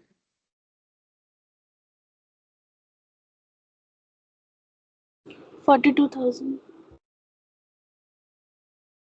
42,000 होता है, यहाँ पर आ जाएगा 42,000। क्यों बताते, देखो क्या लिखा है। Salary payable for all 12 months, cleaner salary, one cleaner employed for all 5 buses. एक क्लीनर ही 5 बस के लिए एप्लीकेबल है। तो ये जो 42,000 आया, ये 5 बस का खर्चा निकल गया, ठीक है। तो फिर एक बस का क्लीनर का खर्चा कितना, एक ही क्लीनर है, उससे हम पूरे 5 बस का सफाई उसी से करवाते हैं और उसे साल में 42,000 देते हैं। लेकिन अगर मुझे ये कोई पूछ ले कि फिर एक बस पे क्लीनिंग का खर्चा कितना आता है, तो निकाल सकते हैं ना। अगर 42,000 5 बस का है, तो एक बस का कितना आ जाएगा, 400, ठीक है। तो यहाँ पर उल्टा बोला था, तो वो पढ़ के देख लेना चाहिए हमें, ठीक है, क्या बोला है नहीं बोला है। लाइसेंस फीस टैक्सेस, तो ये हमारा फिक्स्ड हो जाएगा 8,600 पर बस पर एनम। तो लाइसेंस फीस एंड टैक्सेस, ये हम लोग को बोल रखा है कितना बोला है, लाइसेंस जो है 8,600 पर बस पर एनम। तो ये रहा पर बस पर एनम 8,600। तो 5 बस का इंटू 5 कर दो, 8,600 इंटू 5 कितना हो जाएगा, 43। अच्छा, फिर बोला है इंश्योरेंस 10,000 पर बस पर एनम। तो फिर बोलो इंश्योरेंस यहाँ पर आएगा 10, तो फिर 10,000। अच्छा, फिर इंश्योरेंस के बाद है परचेज प्राइस ऑफ बस। तो इसका क्या क्या, हम डिप्रिशिएशन निकालने के लिए, बस का लाइफ 12 साल, तो निकालो। स्क्रैप वैल्यू भी 3 लाख बोल दिया, तो फिर डिप्रिशिएशन निकालो, 15 lakh minus 3 lakh divided by 12, 15 lakh minus 3 lakh divided by 12 कितना होगा, 1 लाख। एक साल का 1 लाख, एक बस का, क्योंकि एक बस 15 लाख का है। देखो ये एक एक बस का बताए ईच, तो ये एक बस का डिप्रिशिएशन निकला, तो 5 बस का 5 लाख। अच्छा, फिर इसके बाद यहाँ पर डीजल कॉस्ट है 45.00 पर लीटर, ठीक है। तो डीजल कॉस्ट मेरा रनिंग चार्जेस में आ जाएगा, तो यहाँ पर निकाल लेते हैं डीजल कॉस्ट। तो डीजल कॉस्ट कैसे निकालेंगे, तो डीजल कॉस्ट कितना हो जाएगा, 1 किलोमीटर जाने पे कितने रुपए का डीजल जो यूज होता है, डीजल 1 लीटर 45 रुपए मिलता है। और एक बस का माइलेज जो है वो 4 किलोमीटर पर लीटर ऑफ डीजल, मतलब 1 लीटर डीजल पे 4 किलोमीटर जाता है। और 1 लीटर डीजल 45 रुपए का मिलता है, तो हम लोग ये बोल सकते हैं 45 रुपए में हम लोग 4 किलोमीटर जा सकते हैं, ठीक है। 45 रुपए में हम लोग 4 किलोमीटर जा सकते हैं। तो 1 किलोमीटर जाने के लिए कितना पैसा खर्चा करना पड़ेगा, 45/4, बोलो ये ठीक है।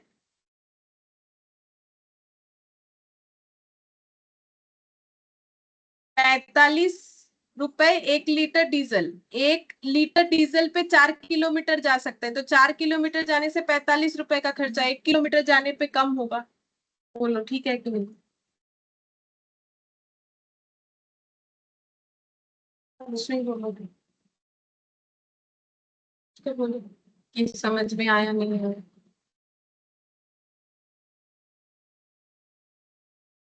नहीं समझ में आया, तो फिर 1-2 में जाके एडमिशन लो, समझ में आ जाएगा। मेरे से नहीं होगा फिर, कैसे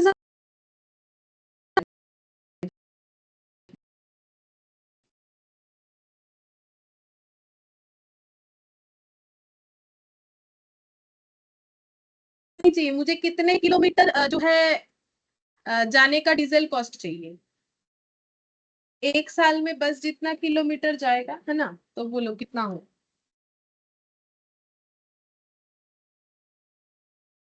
72,000।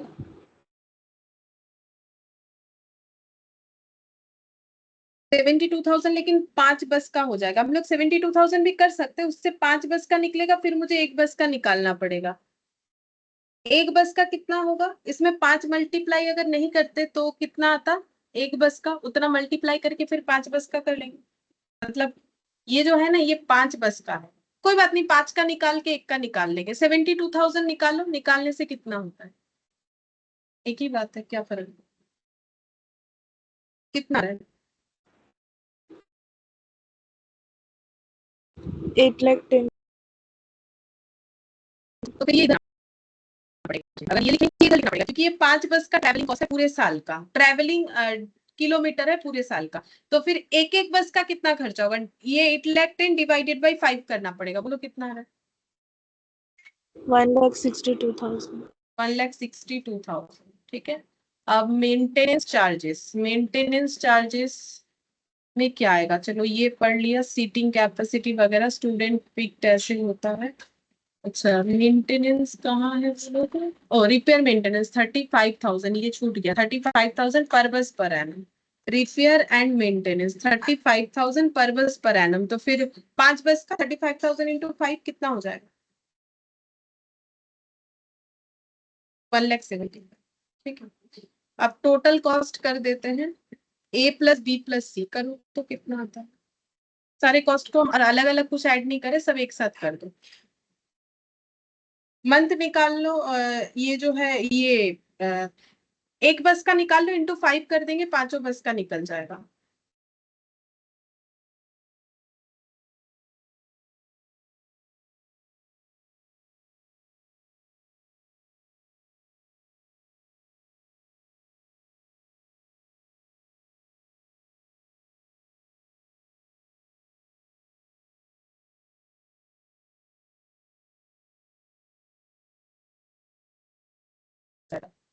अलग से कैलकुलेट नहीं करना, into 5 90,000।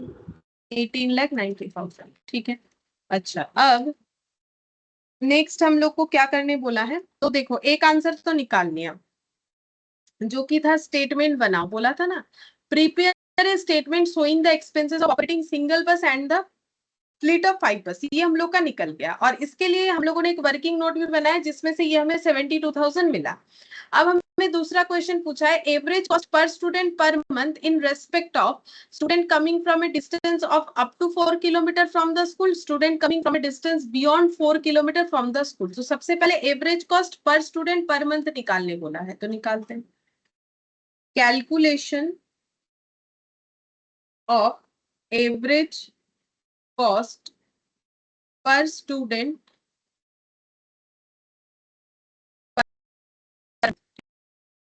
Average student per month. ठीक है। तो टोटल कॉस्ट पर मंथ कितना हो जाता है? एक बस का पर मंथ का कॉस्ट कितना होता है? देखो एक बस का पूरे साल है 3,78,000, तो फिर पर मंथ का कितना होगा? बोलो कितना होगा? 31,500।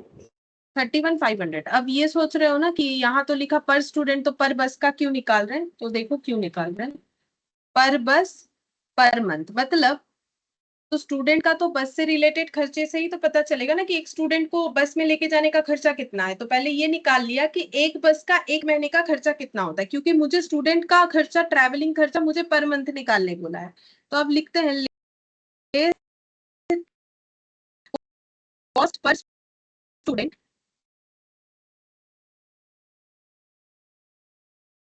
Coming from a distance of a distance up to 4 kilometre. मान लेते हैं कि 4 किलोमीटर के अंदर जो बच्चे है जो कि स्कूल आते हैं, उनके लिए जो कॉस्ट लगता है पर मंथ वो ₹X है।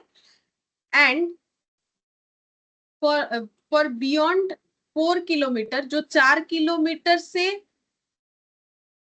ज्यादा दूरी से कवर करके आते हैं, उनको कॉस्ट कितना बेयर करना पड़ेगा, मतलब उनके लिए कितना कॉस्ट लगता है, ये 2x हो जाएगा। क्यों हो जाएगा? क्योंकि यहाँ पर बोला था, देखो जो 4 किलोमीटर के अंदर बच्चे हैं, उनसे हम लोग जो भी भाड़ा लेंगे, जो उनसे ज्यादा किलोमीटर की दूरी पे है, बियॉन्ड 4 किलोमीटर, उनसे जो है विद इन 4 किलोमीटर वाले से आधा लेंगे। मतलब जो 4 किलोमीटर से ज्यादा के डिस्टेंस में है, उनसे अगर 10 रुपए ले रहे हैं, तो इनसे 5 लेंगे। मतलब जो कम दूरी पे है उनसे, जो ज्यादा दूरी पे है उससे आधा दाम लेंगे। तो अगर इनका x है, फिर मुझे 2x मानना पड़ेगा, इसका x माना। अगर हम इसका 2x मानेंगे तो इसका x मानेंगे, या फिर अगर ये x मानेंगे तो ये x/2 मानेंगे, जैसा मानना चाहे मान सकते हैं। ठीक है। तो अब देखो ये 31,500 ये मेरा कॉस्ट हो गया कि बस का स्टूडेंट को ले, क्योंकि देखो ये स्टूडेंट के लिए तो बस चलता है ना, तो ये 31,500 बस को जो कॉस्ट बेयर करना पड़ रहा है वो किस वजह से करना पड़ रहा है, स्टूडेंट को कैरी करके लेके आने के वजह से, ठीक है। तो एक एक स्टूडेंट्स जो कि 4 किलोमीटर के डिस्टेंस के अंदर है, उनसे हम लोग x रुपीज अगर उनके ऊपर हमारा कॉस्ट आता है, ठीक है। तो ऐसे कितने स्टूडेंट है, तो यहाँ पर बोला है देखो टोटल 50 स्टूडेंट्स है। कैसे पता चला, क्योंकि सीटिंग कैपेसिटी 50 है और 50 बच्चे ही जो है पूरे बस को ऑक्युपाई करके रखते हैं। तो अब 50 स्टूडेंट्स जो है, तो बस में 50 स्टूडेंट्स बैठ सकता है। अब जूनियर स्टूडेंट अलग हो गए, सीनियर स्टूडेंट अलग हो गए, हर बार बस भर के 50 बच्चे ही लेके जाता है, लेके आता है, ठीक है। तो इसका मतलब टोटल स्कूल में 100 बच्चे होंगे, 50 जूनियर और 50 सीनियर, तो जो कि 4 किलोमीटर बच्चे हैं जो बस में, उनसे हम लोग उनके ऊपर x रुपीज का खर्चा होगा, और जो है बियॉन्ड 4 किलोमीटर है उनसे 2x का खर्चा होगा। तो 31,500 इक्वल टू हो जाएगा 50x प्लस 100x। तो ये कितना हो गया 150x। तो फिर x इक्वल टू कितना हो जाएगा 31,500 डिवाइडेड बाई 150। तो ये कितना आ रहा है 210। 210, ठीक है। तो इसका मतलब हमें x का आंसर पता चल गया, तो हम लोग बोल सकते हैं कि student coming from a distance up to 4 kilometre from school is 210 per month, ठीक है। मतलब ये आंसर लिख रहे हैं कि हमें कॉस्ट बताना है, स्टूडेंट कमिंग फ्रॉम ए,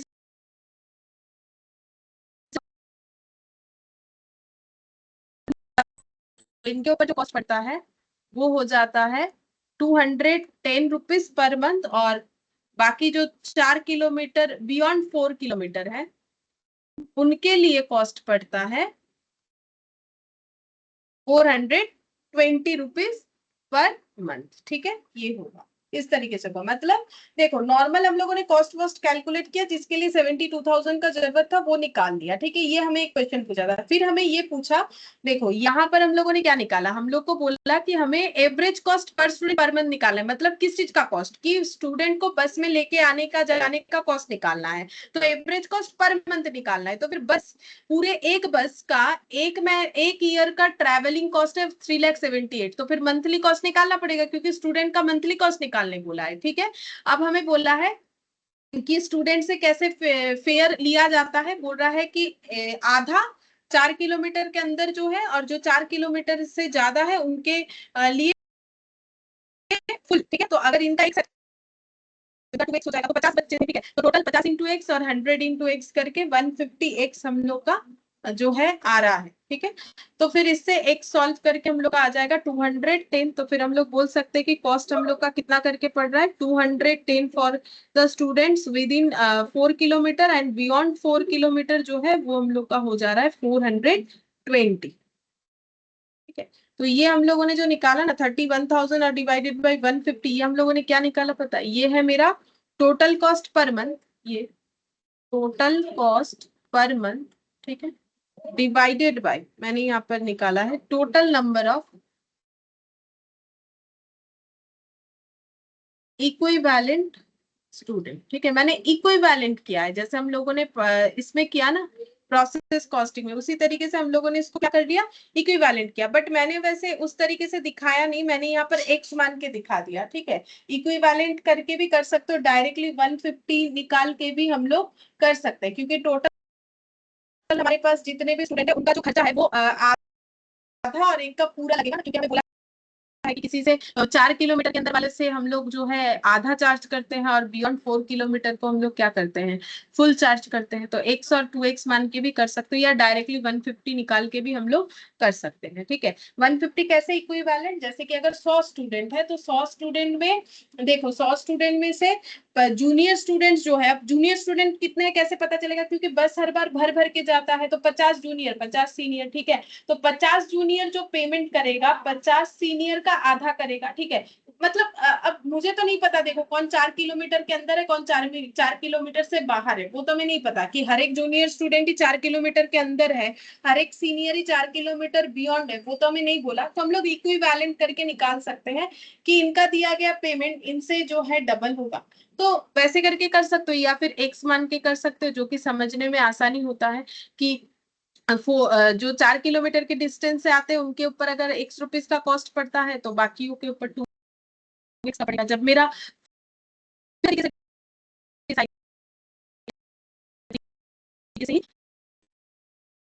से भी यहाँ पर बोला है कि हाफ और 50% इस तरीके से चार्ज करना। तो ये हम लोग का हो गया, ठीक है। तो आज इतना ही करते हैं, बाकी नेक्स्ट क्लास में जो बचा हुआ है वो करेंगे, ठीक है। Thank you ma'am.